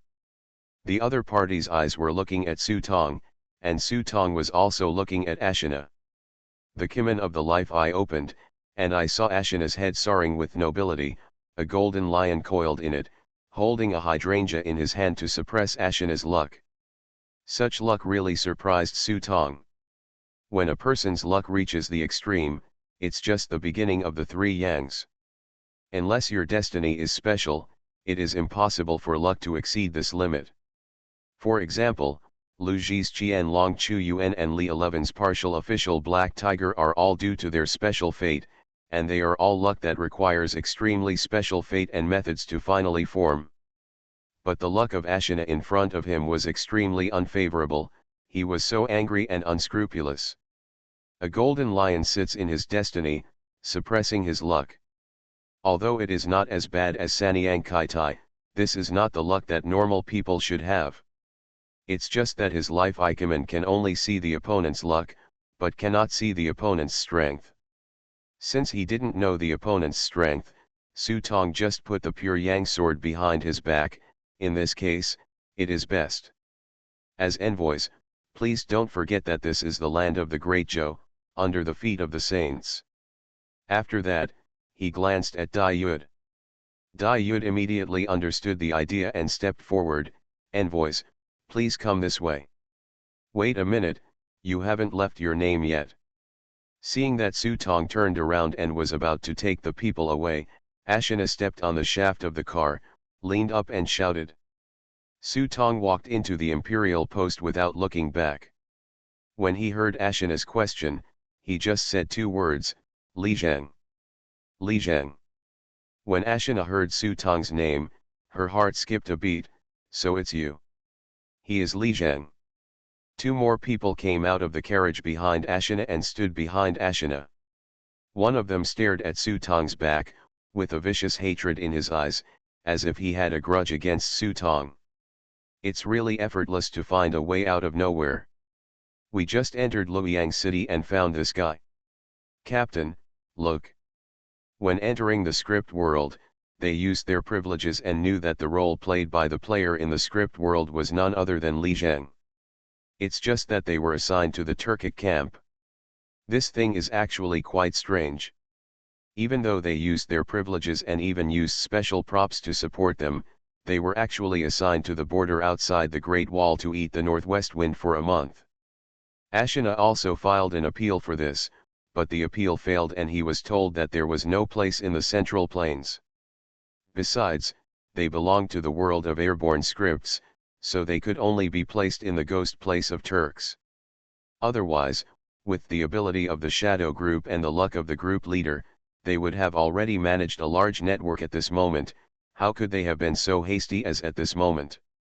Don't worry, the things are with this kid. You might as well play with him first. After the Suantan ceremony starts, you can slowly settle the accounts with him. The things of our shadow group are not so easy to get. Yes, we have the blessing of the golden and jade exquisite ball. If luck is with us, it's not worth messing up the rhythm for this kid, another person said casually.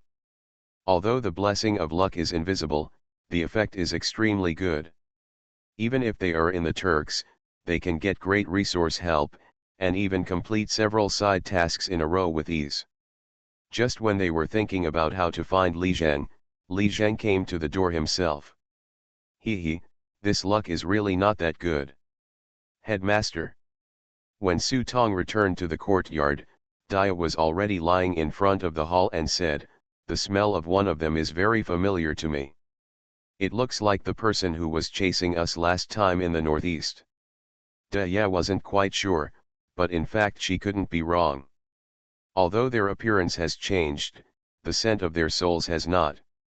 These people have this special scent that is exactly the same as the people who hunted them last time. The Turks have not had an easy life these years. They were defeated in several battles with the Zhou dynasty. The other party was just an envoy. No matter how noble their status was, they could not be as good as this. Although this is very arbitrary, it is not unreasonable. A person's luck is also closely related to the country he lives in and his identity. If you are left in Iraq, Afghanistan, or even Somalia, no matter how good your luck is, there is a limit. Fighting to death can make you become a warlord, a local king, but if you say that you are like Ashina, with strong luck and nobility, it is unreasonable and unreasonable. At this moment, coupled with Dia's words, Su Tong became more certain about the identity of this group of people. Shadow Group. The last time Northeastern chased him, he was defeated with the help of the Five Immortals Hall. Among them, the leader of the team, the bearded captain, was beheaded by his sword, but because of the beard's obstruction, he was unable to eradicate the root cause. It seems that the other party is following me into the script world. After thinking for a moment, Su Tong suddenly stopped. Looking back, he saw Dai Yud. Dai Gongzheng was directing these eunuchs to carry things for the Turkic mission. Eunuch Dai. Su Tong waved to Dai Yud. Seeing this, Dai Yud immediately ran over with his skirt raised. Your Majesty, why haven't you entered the hospital yet? These Turkic barbarians are the most annoying, but they are envoys after all. Killing envoys without permission is a big or small matter. Please stop being so impulsive. In fact, the current attitude of the imperial court towards the Turks is mostly to adopt a soft policy, not because they are afraid, but because they do not want to fight easily. In the final analysis, it is still the reason for the instability of the government. If His Majesty was the most energetic in the early years, he would beat the Turks and cry for their father and mother. It's just that in recent years, His Majesty's health has gradually deteriorated, and the government has also been undercurrent. The Wu family and the old ministers were fighting openly and secretly, and it was impossible to say that one side would lose, and they would all lose. This was obviously not the right time to use force against the Turks. The Turks also saw this and began to learn to restrain themselves over the years. It is said that the envoys came here this time to discuss marriage matters. Eunuch Dai is very kind to me. Why should I embarrass you, my father-in-law? I just feel so indignant that I left in a hurry. Could you please ask your father-in-law to pick up those dog heads and give them to me? Su Tong took Dai Yud's arm enthusiastically, without raising the eunuch's castrating smell at all, and whispered to Dai Yud. In fact, he wanted to pick it up just now, but there were many people at that time, and he was worried that his actions would arouse the other party's alert, so he asked Dai Yud to help him pick up the dog head at this time.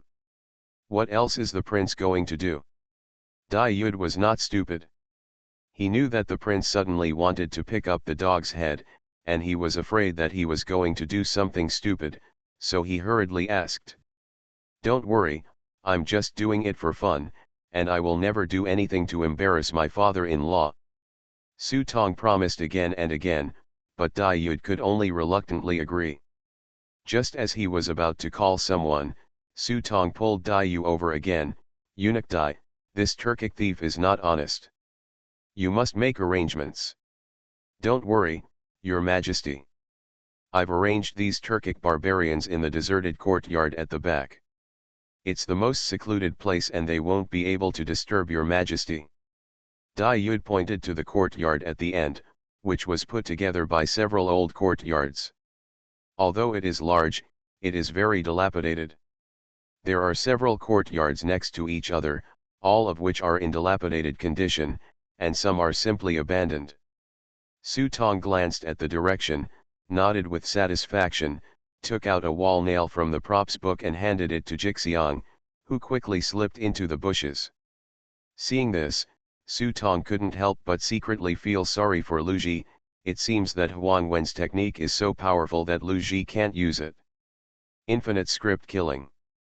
Author, Guo Shui Gan Xiao. Chapter 674. During the week, there is a curfew every night, and the time is not fixed.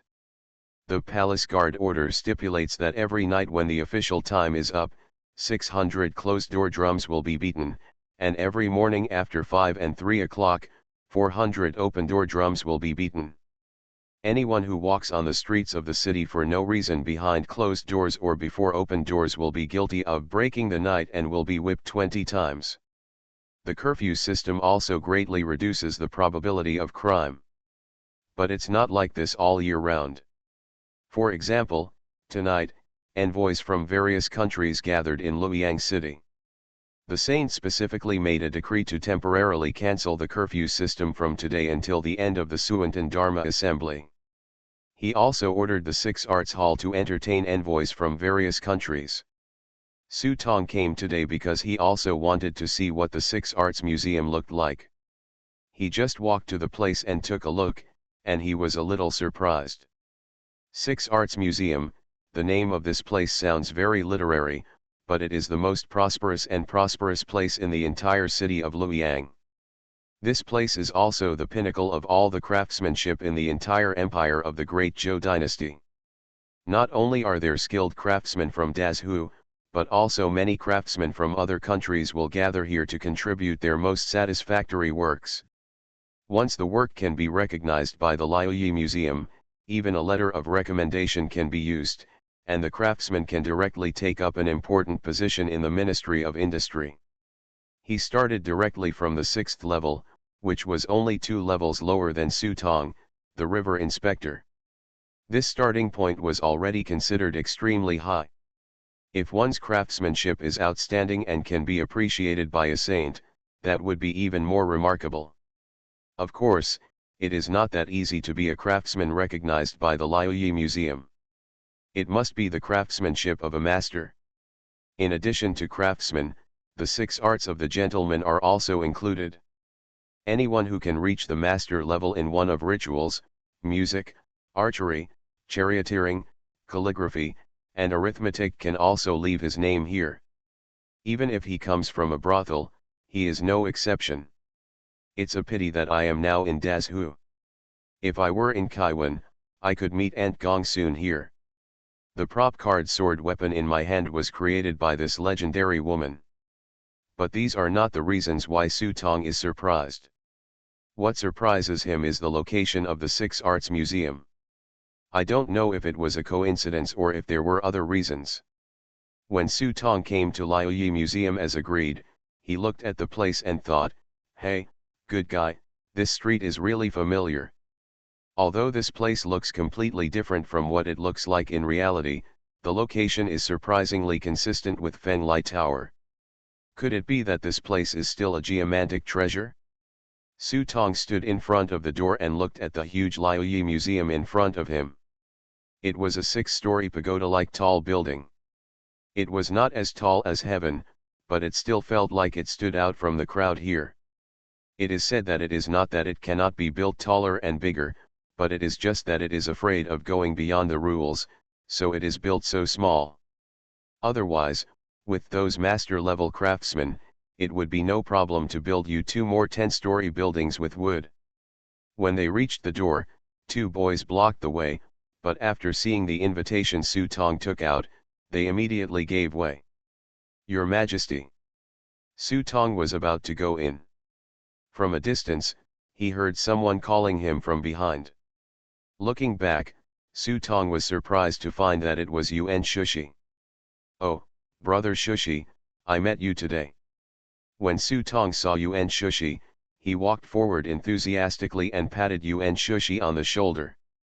Yuan Shushi still looked a little embarrassed. I'm sorry, I was supposed to go to the Imperial Post Office to meet the Crown Prince today, but something urgent happened suddenly on the way. I heard that the Crown Prince had received an invitation from the Liuyi Pavilion, so I came here to wait for the Crown Prince. Speaking of which, Su Tong sent Guoyi to Yuan Shushi last time, and Yuan Shushi was really busy at that time. The matter has been postponed until today, and I feel ashamed just thinking about it. Haha, it doesn't matter. You are on official business, so how can I blame you? Let's go in together. Su Tong said and wanted to drag Yuan Shushi in with him. As a result, Yuan Shushi suddenly blushed, pulled Su Tong down with an embarrassed look, and pointed behind him. Su Tong looked back and saw a woman standing in the direction Yuan Shushi was pointing. The woman stood in the crowd. Although her appearance was ordinary, her brows were heroic and her piercing eyes were curiously observing the surroundings. This is... Su Tong's heart moved and he thought to himself, okay, is Yuan Shushi the woman who has been guarding the city gate for thousands of years because of her? Thinking of this, Su Tong's eyes flickered, and he activated his life eye to look at Kimen. In an instant, he saw misty white smoke behind the woman, and there seemed to be a road in the sea, but there was no end. Seeing this, Su Tong's heart skipped a beat. This was bad luck. There is a road without an end, which means that it is a dead-end road, and the road ahead is either dark and bright, or the beauty is in trouble. Yuan Shushi blushed. This is one wrong. I am in the palace. Thanks to her care, the saint cancelled the curfew today and ordered a banquet in the Six Arts Hall to entertain envoys from various countries. Wan Rong said that she had not been to the Six Arts Hall yet, so she wanted to go in and have a look. Look. Hearing the name, Su Tong frowned slightly, looking up and down at the woman, and couldn't help but sigh for Yuan Shushi's future tragedy. A lonely wild ghost, waiting in front of the drum tower for 1,000 years, even forgetting his own name, only remembering her name. For this reason, Yuan Shushi had such an unfair feeling that Su Tong had to admire. Seeing that Su Tong didn't speak, Yuan Shushi felt a little embarrassed for a moment. If the prince is in trouble. What are you talking about? I was just distracted. You can go in with me later. But haven't you yourself been recognized by the Liuyi Museum? Why didn't you take her in? Well, if there is no invitation to the 6th Art Museum, people cannot be brought in or out, Yuan Shushi explained. After saying that, he turned around and ran to the woman's side. He didn't know what he said. The woman covered her mouth and chuckled for a moment, then followed Yuan Shushi. My little daughter Wan Rong, please pay your respects to the Crown Prince. As the saying goes, a woman's voice is as euphemistic and moving as her name. It's no wonder that Yuan Shushi was fascinated by the woman, but it was a pity for the poor couple. Su Tong said with a smile, "You're welcome, let's go in together." He said that he was going inside. As a result, before I even took a step forward, I heard someone shouting from behind. "Your Majesty, please stay." Looking back, he found that it was Ashina and the two team members beside him, walking over from a distance, wearing gorgeous purple robes inlaid with various onyx gems. Ashina's appearance undoubtedly attracted the attention of many people. Not just because he is Turkic. More importantly, the luck above Ashina's head was so strong that it was like a bright and huge fire in the dark night. Before anyone arrived, many people in the attic of the Liuyi Pavilion looked sideways, with expressions of surprise in their eyes. Huh! In the small cubicle on the attic, a round head poked out and made a surprised sound. Who is this person? His luck is so amazing. The speaker is none other than Gu Pei Yuan, who is running out of time. It's the Turkic prince, Ashina. There is another person sitting in the room. He has a crane's head and a tortoise's back, phoenix eyes and sparse eyebrows, a rosy complexion, wearing a white robe, and holding a whisk in his hand. What's strange is that this person's eyes were covered with black cloth, and it seemed that his eyes were injured, but he was not affected at all when drinking tea and water. This person is none other than the old owner of Chongxian Hall, Mu Tiantong. Jiali's son. Gu Peiwen was shocked and quickly confirmed. It's his 14th son. Hearing Mu Tiantong's words, Gu Peiwen suddenly couldn't sit still.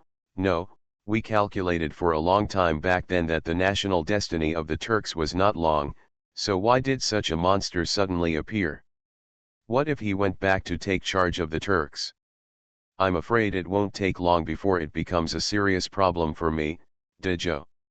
When he said this, Gu Peiwen's face was gloomy and he had murderous intention in his heart. You're upset. Mu Tiantong picked up the teacup. Compared with Gu Peiyuan's horrified mood, Mu Tiantong looked particularly calm. What does the death of the Turks have to do with you? Old man, please stretch your hand over and let me see if you are still alive. How long can you live? Go, go, go. I still need you to show me. Anyway, it's only for these 2 months. If you have any good wine, give it to me as soon as possible. Don't let me lie in the coffin by then. You came here with the wine, it's a pity that it spilled on the ground. Mu Tiantong was silent for a moment after hearing this. That's fine, I wanted to give it to you later. As he spoke, he took out a wine bottle from his sleeve and placed it on the table. Seeing the wine, Gu Peiwen didn't care about what was happening next. He took the bottle in his hand, opened the cork and put it under his nose to take a sip. This is 60 years old wine, it's really fragrant. Gu Peiwen couldn't help but take a sip as he spoke. Mu Tiantong tilted his head and looked at Gu Peiwen. Aren't you afraid that I will poison you? No need. I can only live for 2 months at most. If you hate me, there is a knife here. You can just stab me a few times. Gu Peiwen just poured the wine into his mouth. He didn't care at all whether Mu Tiantong would do something cruel to him before he died, and let out a good breath of bad breath. But the more he said this, the less Mu Tiantong could think of revenge. Then wait 2 months and I will come find you again. If you are not dead by then, I will personally put you in the coffin. After saying that, Mu Tiantong stood up to leave. But she was grabbed by Gu Peiwen. Don't leave in a hurry. If you leave, Yu Niang won't come out to see me later. Mu Tiantong couldn't help but sneered when he heard the words, "What does she have to do with me if she doesn't see you? Old thing, you are about to die. Otherwise, based on the prophecy you made back then, I can do it without you Niang taking action cut you into pieces. Yes, yes, yes, you are awesome, I am a despicable villain, come on, sit down first, I am not just here to meet you Niang, there is another good show to watch tonight." Gu Piwen hurriedly pulled Mu Tiantong to sit down. As soon as he sat down, Gu Piwen's eyes suddenly lit up. He walked to the window and took a look. "Hey, look, here you come. Prince of Turks? Hey, today is the time let you see what luck is." Gu Piwen said, pulling up Mu Tiantong and pointing to the crowd below. Mu Tiantong looked for Gu Piwen's hand with his eyes wrapped in black cloth, and couldn't help being surprised.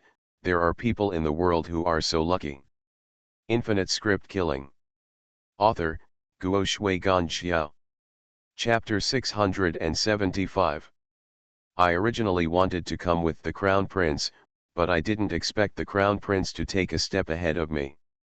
Here Ashina walked up to Su Tong and arched her hand slightly. "Xiao Wang just found out yesterday that the prince is actually the son of Prince Gong, your Majesty's grandson. I hope the prince will not mind if you are rude." Ashina was smiling, as if she had completely forgotten what happened yesterday.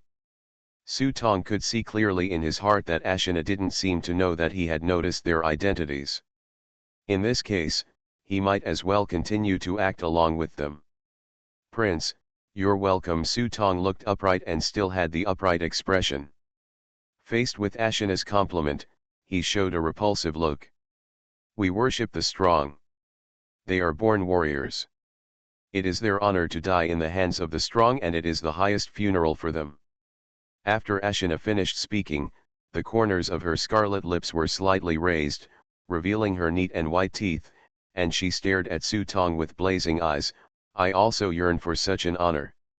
As he spoke, a hand grabbed Su Tong's shoulder. Seeing this, Su Tong did not hide. Instead, he stepped forward and bumped his shoulder into the opponent's palm. Boom! There was a muffled sound, and the bluestone beneath the two men suddenly exploded with spiderweb-like cracks.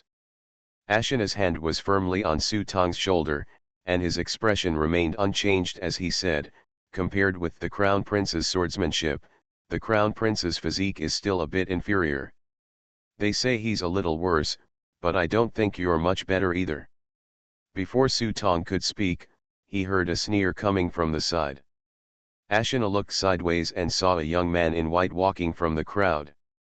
The young man was dressed in white and holding a paper fan in his hand. His face was as clear as a sculpture, and his angular face was extremely handsome. Along the way, I don't know how many girls attracted the attention. The person who came was none other than Zhang Haisheng, but today Zhang Haisheng was in a state of embarrassment before, full of energy, and high-spirited. The whole person's temperament has changed greatly from before. Seeing this, Su Tong couldn't help but secretly mutter, "This guy actually made a breakthrough. The last time I saw Zhang Haisheng in Tanhulo, I couldn't tell that Zhang Haishen's strength was suppressed for a while. But looking at it again today, this guy is obviously stronger than before. It seems that although Tufiwen's method is radical, it seems to be quite effective. But when you think about it, it's not surprising. After all, this guy has 800 years of Qingcheng Mountains luck on his back. To say that he failed would be a ghost. Who are you?" When Ashina saw Zhang Haisheng approaching, he put his palms down from Su Tong's shoulders and put his hands behind his back. Just as Zhang Haisheng said, with this grab, he seemed to have the upper hand, but in fact, his hand felt like it had been hit by a stone, causing a sharp pain. It's just that other people can't see through this kind of thing. How do you find it when you are so far away? What made Ashina even more frightened was that when this person came towards him, his belly began to shake, and the exquisite golden ball that he swallowed into his belly began to suddenly become restless. This situation often only occurs when the other party's luck is better than your own, but this is simply impossible. Blessed by the exquisite golden and jade ball, his luck is comparable to that of a destiny protagonist, and he is able to run rampant and be unstoppable. How could anyone be more lucky than myself? It is a pity that Ashina does not have the life icon and cannot see with the naked eye when the luck above his head collides with the luck of Zhang Haisheng in front of him. The golden lion was already being pushed back by the dense forest behind Zhang Haisheng. It was as if the mountains behind Zhang Haisheng hid an unparalleled beast, which frightened him, the king of beasts. When you reach the stage of being a grandmaster, you have to fight for luck, and this is even more true whether you enter Taoism or become Taoism.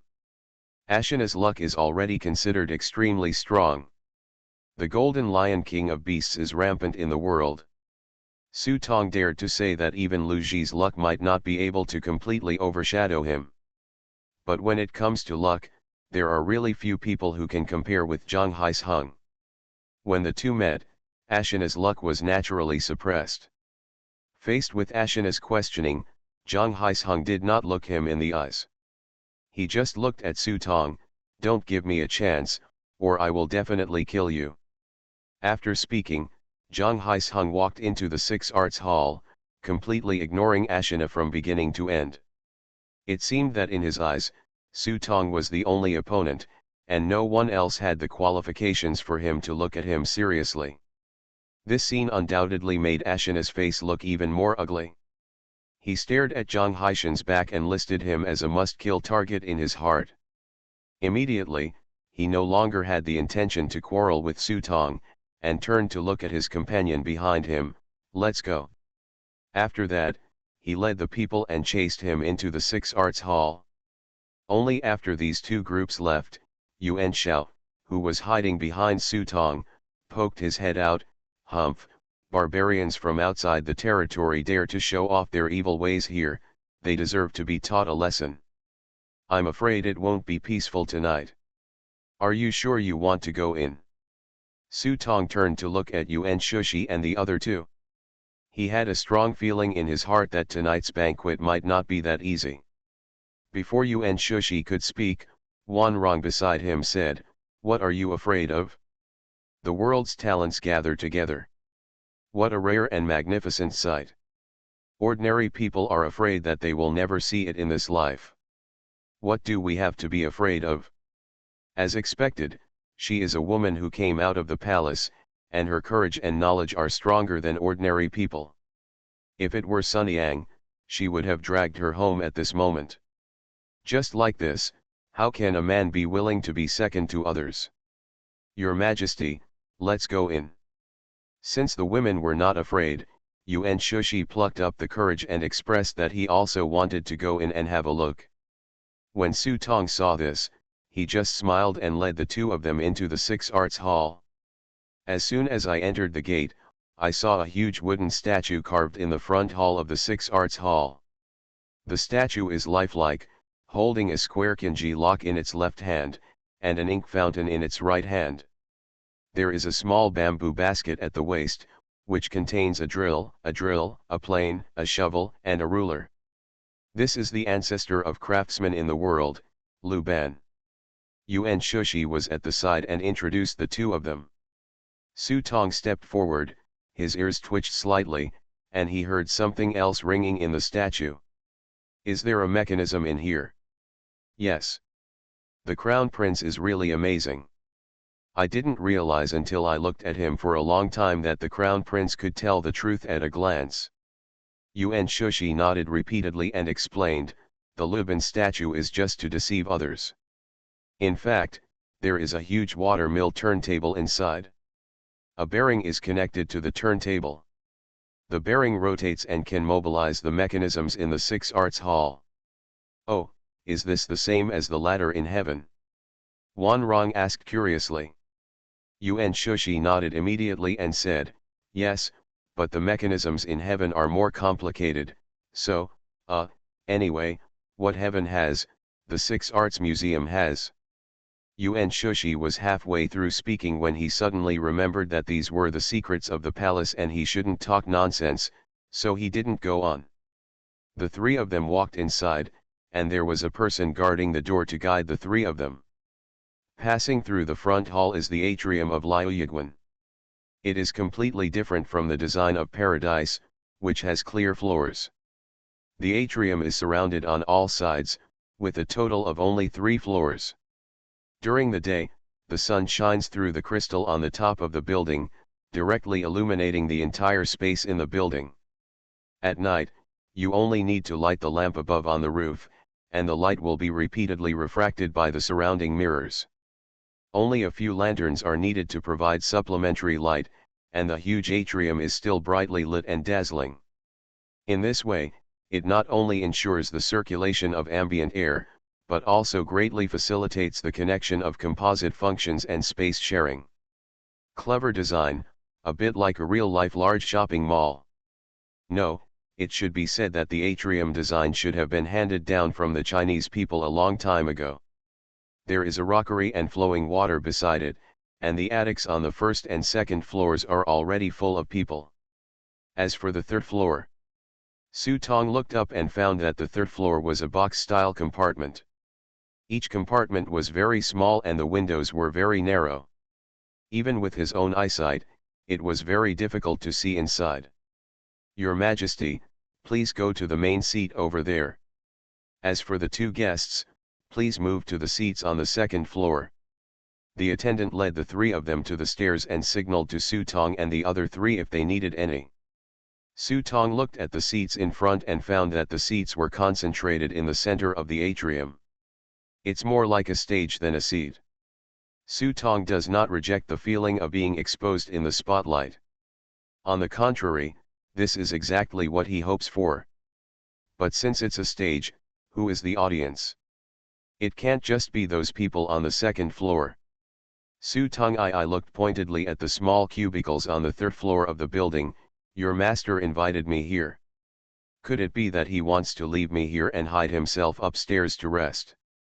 The attendant was startled when he heard the words, and immediately said, "Don't you know that the prince is the host today?"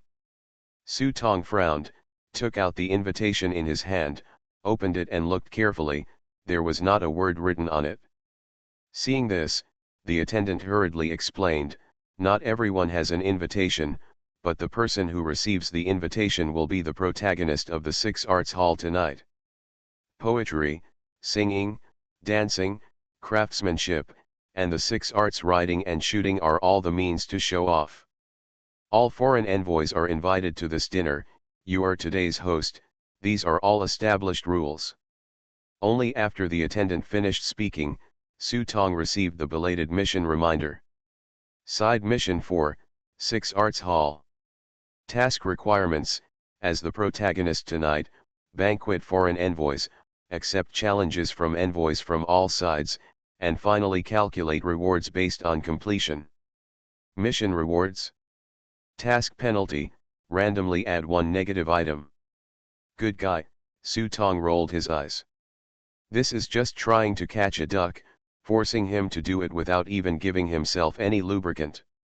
After thinking about it, this matter must have something to do with the people upstairs.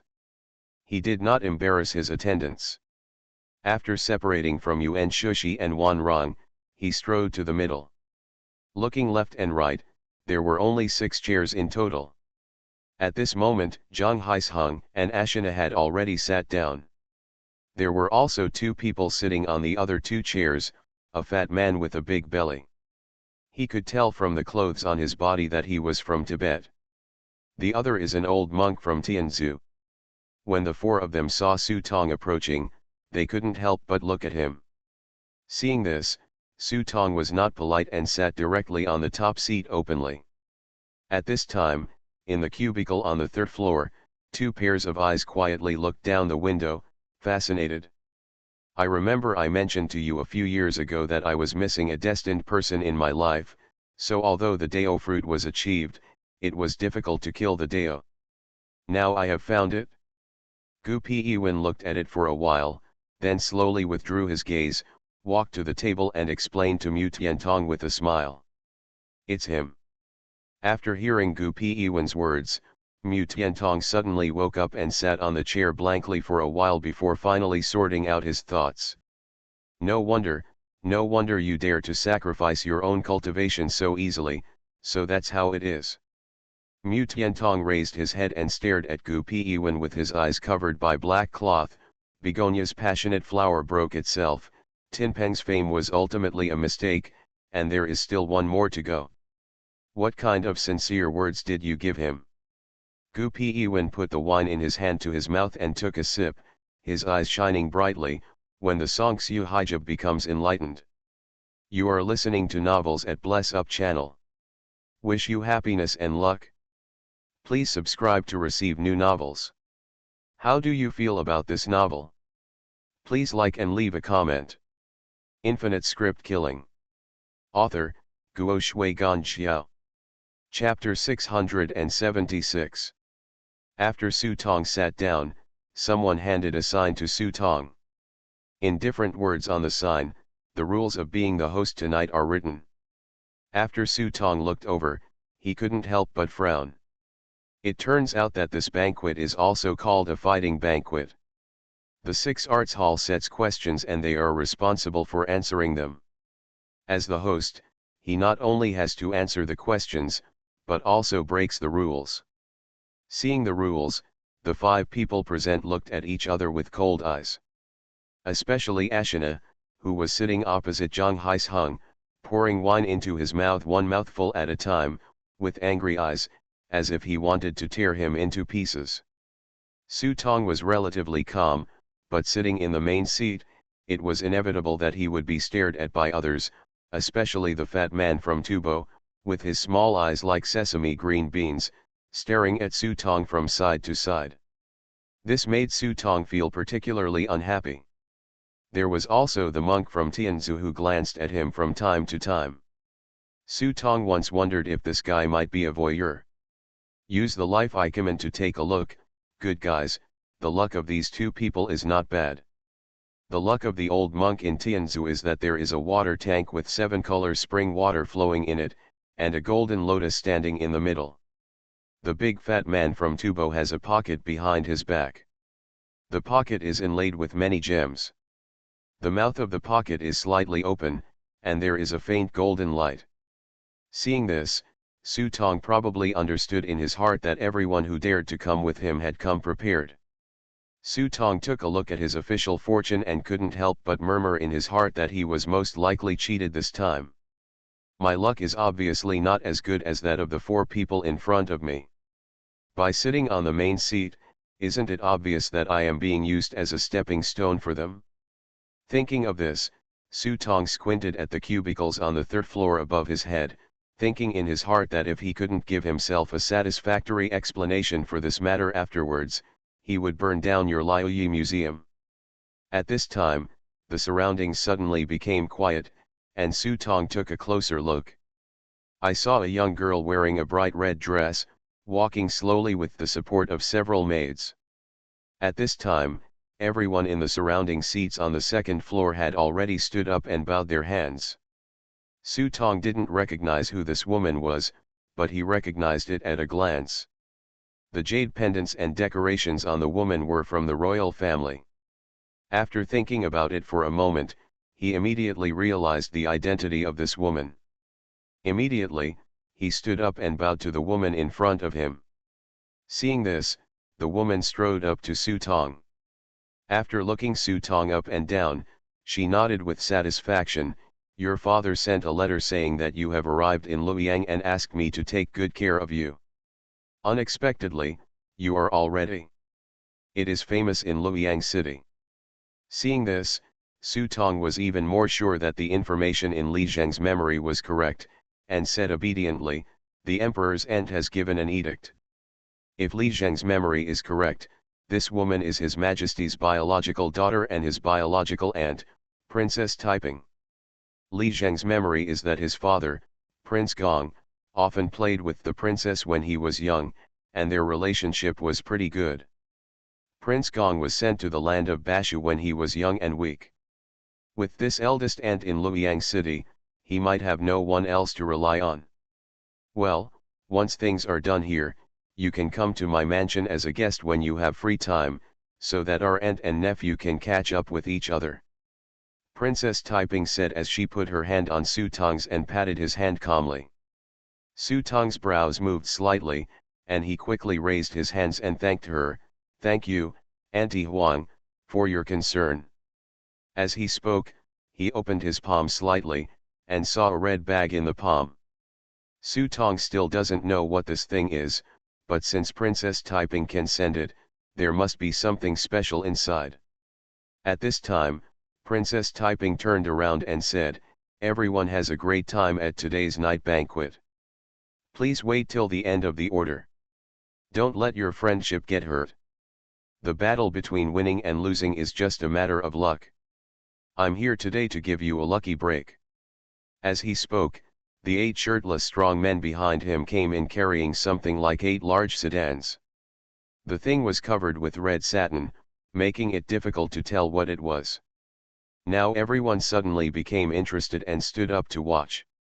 The bright red hijab was suddenly lifted up by the waves of 8 strong men, gradually revealing the sacred object under the hijab. Hiss! This is it. Everyone's eyes widened when they looked at what was under the hijab. I saw the divine turtle on all fours with its head held high, and a shrine on its back. Inside the shrine was a shrine filled with golden light, and 9 golden dragons were coiled around it, surrounding a golden gem. Seeing this gem, the old monk from Tianzu couldn't help but blurt out the name of this thing, golden Bodhi fruit. Hiss! It's actually this thing. On the partition on the 3rd floor, Gu Peiyuan was shocked. When His Majesty ascended the throne, Tianzu sent a rare treasure that attracted monks to worship. It was this object. It was said that Sakyamuni attained enlightenment under the Bodhi tree. The tree produced 7 golden fruits. This thing is one of them. Unexpectedly, Princess Taiping actually took out this thing as a lucky charm. Rumor has it that this item has great merits and can change the fate of the day. It is so miraculous. This is not like what Princess Taiping said. Everyone just orders it. This is clearly asking Li Zheng and the 4 of them to fight to the death. Hey, this girl, ever since your majesty killed the prince consort, her temperament has become even weirder and unpredictable. Your majesty gave her this thing, and she actually used it as a lottery gift. It's really. Mu Tiantong shook his head with regret and said, "Humph, she just wants to keep the world in peace. This thing is just a bonus. I'm afraid there will be a good show later." Gu Peiyuan smacked his lips and wanted to take another sip of the wine in his hand, but unknowingly he had finished the wine in his hand. Princess Taiping left the lucky draw and got up and left with the others. He didn't care how many people he would make red-eyed this time. After Princess Taiping left, 2 attendants from the Liuyi Pavilion quickly stepped forward holding a sign. There were 4 words written on the sign: "The world is unparalleled." This was the theme of today's banquet. The topic this time is a bit interesting. When everyone saw the question, they couldn't help but start discussing it. The world is unique, this one is naturally the first, and it means unique. This is obviously to test their own unique skills. But the difficulty of this question is also quite high. He is one of the best in the world. He is so domineering. If what he comes up with is ordinary, it will only make people laugh. Moreover, there is no first place in literature and no second place in military service. If you want others to admit that you are the best in the world, you must first let others admit that you can't do it yourself. But under the public gaze, not everything can make others speechless and admit that they are not good enough. Amitabha, I am a poor monk from India. I dare not claim to be the best in the world. Why don't you ask your host to come up with a topic first and set an example for us? Seeing the title, the old monk from Tianzu couldn't wait to take the lead in attacking Su Tong. Su Tong frowned. As the host, he really couldn't refuse, but now that he was here, he had never had stage fright before. Hearing this, he tilted his head and squinted at the old monk from Tianzu, and raised the corners of his mouth slightly. "What's so difficult about this, old monk? Let me ask you, can you resist the beating?" Everyone was startled and couldn't help but look at each other. The old monk from Tianzu's face darkened. He stood up and looked at Su Tong with a strange expression and sneered, "Could it be that your excellency wants to say that you are also good at resisting beatings?" Not to mention the old monk from Tianzu, even Zhang Haisheng and the other three people couldn't help but look sideways at Su Tong, wondering what had happened to this guy to say such a thing. The people present are all masters among masters. If they really take action, who can withstand others' moves? Only Zhang Haisheng had a sad face for a moment, remembering that his fists were swollen that day and could not hurt Su Tong. His brows knitted together for a moment, and he already had a rough idea of what Su Tong was going to do. "Master, don't be angry. Please sit down quickly. Please sit down quickly." Su Tong put on a smile and signaled the old monk from Tianzu not to be angry. He waved his hand to comfort the old monk and asked him to sit down again. He slowly picked up the teacup in his hand and put it to his mouth and took a sip. Then he said slowly, "I definitely don't know, but what I want to say is that when it comes to the ability to withstand beatings, everyone here is rubbish." Infinite Script Killing. Author, Guo Shui Gan Xiao. Chapter 677. Su Tong clapped his hands on the table and looked around. His demeanor was extremely arrogant. This caused a burst of boos from the crowd. Shameless. Zhang Haishen's mouth twitched, knowing that Su Tong was shameless, but he didn't expect that this guy could be so shameless. "I haven't had time to withdraw from this guy's team. It would be okay if it was just to vent his anger like Tanhulo, but if he really has murderous intentions and attacks maliciously, he will be judged by the space to maliciously attack his teammates and receive space punishment. Besides, the last time I was in Tanhulo, I had personally experienced how hard Su Tong's body was. If you don't use the ability of the prop card, it would be a fool's errand to injure him." And with his realm firmly suppressing this guy's head, he wasn't completely sure if he wanted to kill him. This guy shamelessly put forward such conditions. He is applying to withdraw from the team now, but he doesn't know if it's too late. After thinking again and again, Zhang Haisheng could only choose to remain silent with a dark face. He didn't think it was a good time to withdraw from Su Tong's team. Besides, even if it is admitted that he is the best in the world when he is beaten, does it mean that he is the best in the world because he wants to be beaten? When will being beaten become the best in the world? Do you think this is the streets of Yuyang? You can't imitate the methods of those gangsters. Someone even stood up on the second-floor seats and accused the Crown Prince Li Zheng of being a rogue. With his status, no one dared to really attack him. Isn't this a blatant rogue? Yes, no matter how much the status of the Li family is not as good as before, they are still the royal family. Who dares to fight with the royal family, or even fight with each other? This is not just playing rogue, so what is it?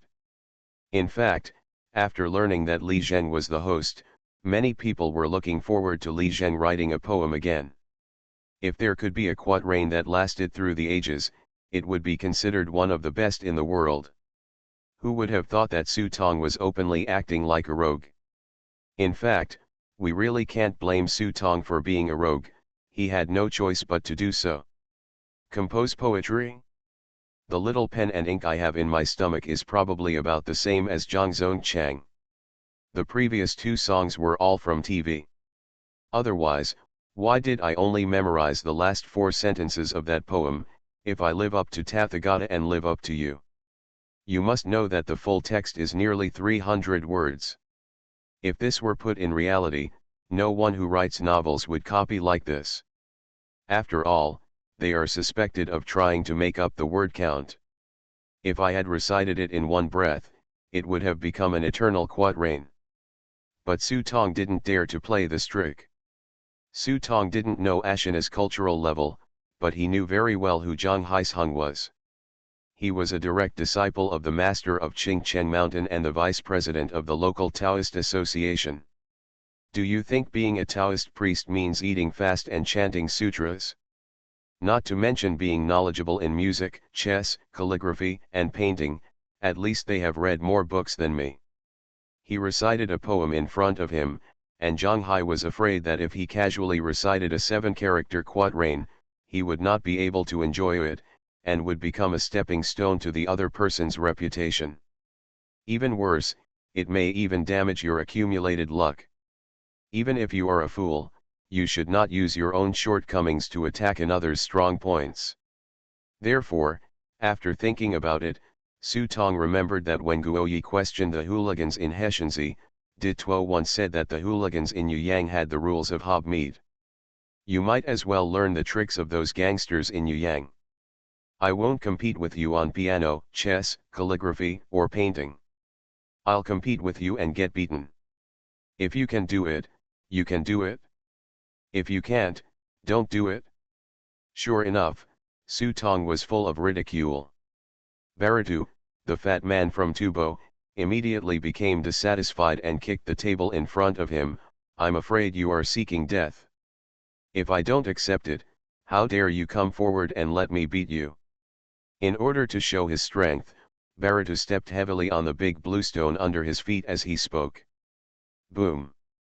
A loud noise made the wine glasses on the tables of everyone present tremble. When they looked again, everyone's expressions changed, and they saw that the green bricks under Baritu's feet had turned into powder. Amitba, this poor monk also wants to give it a try. The old monk from Tianzu casually picked up a melon seed on the table, pinched the flower with his hand, and flicked it with his fingers. Everyone heard a rush of wind, and then saw a thumb-sized explosion on the wall in the distance with a bang, hole. What shocked everyone even more was that the ejected melon seed was embedded in the hole and was taken out intact. This strength could not help but make many people present become pale. If you just use melon seeds to penetrate the wall, it is not difficult, but when you penetrate the wall, the fragile melon seeds are not damaged at all. The gap between the two is huge. The two men showed their methods, obviously warning Su Tong that if they were really allowed to take action, even if they were wearing some gold silk armor, they would not be able to stop their methods. For a moment, only Ashina and Zhang Haisheng remained silent. Needless to say, Zhang Haisheng, the reason why Su Tong made such a rogue request was because he was sure that he had not withdrawn from the temporary team. When Ashina was at the door just now, he wanted to impress Su Tong, but his palm fell on Su Tong's shoulder. It seemed that he was condescending and guaranteed victory. In fact, his wrist was almost dislocated by the shock. It is conceivable that this kid must be a melee player who specializes in defense. Making such a rogue request at this time must have something to rely on, so naturally he would not act rashly. Since I dare to speak, I naturally dare to take responsibility. If I sit here, even if I hide for a while, I will lose. So brave. Baritu's tiger eyes were wide-eyed, and his body like a mountain of flesh was like a huge rolling stone, running towards Su Tong. Falling down step by step, it just makes people feel like the ground is shaking, as if the entire Liuyi Museum is shaking and about to collapse at any time. As an envoy, Baritu was also one of the top masters of Tubo. Although he had never become a Taoist, he was still in the realm of Taoism. Two black Dao fruits appeared behind him, and in front of him was still a scene of destruction with landslides, ground cracking, and rivers collapsing. Between reality and reality, everything is annihilated. This is exactly the path of annihilation that Baritu practiced asceticism. Seeing the figure crashing down like the weight of a mountain, Su Tong's expression remained unchanged, his hands were crossed in front of his chest, and instead of retreating, he moved forward boldly. Boom! Suddenly, the surrounding tables and chairs shattered, and large pieces of bluestone exploded into pieces like bullets hitting the surrounding area. Fortunately, everyone was hiding on the second floor. Except for a few unlucky ones who were hit on the head and died on the spot, most people were not affected. When everyone took a closer look, Su Tong stood there motionless, surrounded by a scene of destruction, and a layer of flickering golden light appeared on his body. Let the world collapse in front of you, majestic and indestructible. Buddhist Vajra Seal. In the cubicle on the third floor, Mu Tiantong was a little surprised. He turned back to look at Gu Peiyuan. This boy does have great Buddhist luck. You shouldn't let him enter Buddhism. Gu Peiyuan looked bitter when he heard this. I can't imagine this. After all, I am just an old man who is about to die. Gu Peiyuan can be regarded as a master in Yi Shui, but some things are really different from what he expected. It's not that his calculations are inaccurate, but that there are always variables in the middle. Just like this Li Zhang, there were variables that he did not expect. After all, this kid's identity is there, and he has no intention of learning Buddhism. How can he enter Buddhism?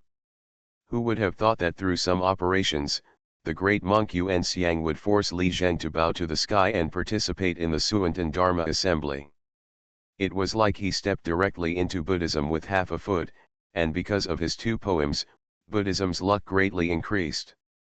These are things that Gu Peiyuan never imagined. In just a short time, this kid has actually mastered the Buddhist magical power, the Vajra Seal. Thinking about it, Gu Peiyuan feels like he shot himself in the foot with a rock. Vajra protects the body and is invulnerable to all laws. Unless he is in the realm of enlightenment, few people can really defeat him. Old guy, didn't you say that this kid's life is in danger tonight? Let me see how your words come true.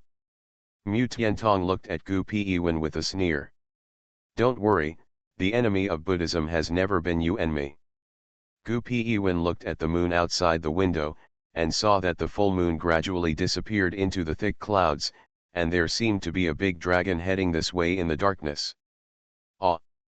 Seeing that he was unable to shake Su Tong, Bharatu couldn't help but feel frightened and angry. He screamed and raised his fists and hit Su Tong hard without avoiding it. Today he also wanted to take advantage of the opportunity. Verify what the limits of your physical body are. Bang bang. Bharatu's fists were like heavy hammers. Once they hit him, the ground shook.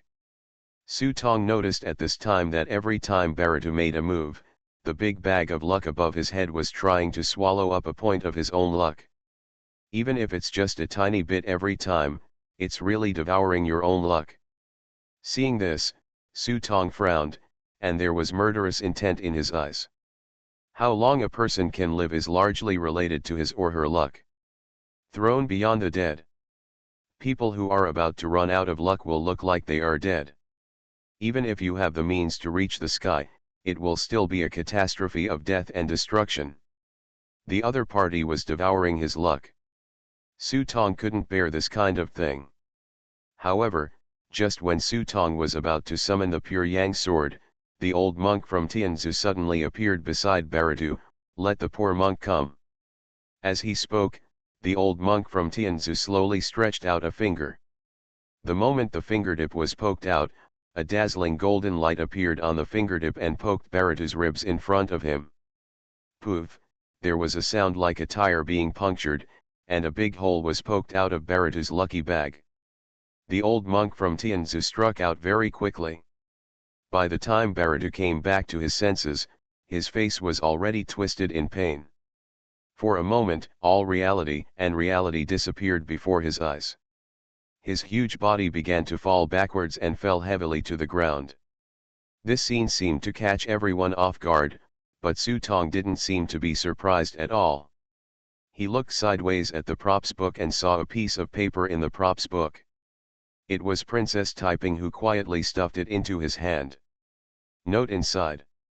It says clearly, Buddhism in the world is one family. Amitabha, this poor monk admits defeat and hopes that the prince will remember his promise to Buddhism. The old monk from Tianzu transmitted the message into the secret, so outsiders could not hear it. Then the old monk turned around and faced everyone. The indestructible body of Vajra is one of the 7 great magical powers of Buddhism. The prince has obtained Vajra, and the poor monk has surrendered. If others can't see it, why can't Ashina and Zhang Haisheng see it? Can you tell the people on the third floor? Good guy, the old monk from Tianzu who was shouting with dissatisfaction just now is with Su Tong? The co-author is here to sing a double act for people. He, these bald guys in Buddhism are really thieves? Mu Tiantong couldn't help but laughed angrily. Gu Piwen was not surprised by this. He could arrange for someone to trap Li Zhen into his trap. I am afraid that the great monk Yuanzi would have noticed it already. But as he said, Buddhism's enemy is not them. Sure enough, as soon as the old monk from Tianzu finished speaking, a sneer came from outside the gate of the Liuyi Hall, the King Kong is indestructible. That's not all I think. The words came like thunder. Gu Piwen's eyes shone, and he took out a bag of peanuts from his sleeve and put it on the table. Look, the real owner is here.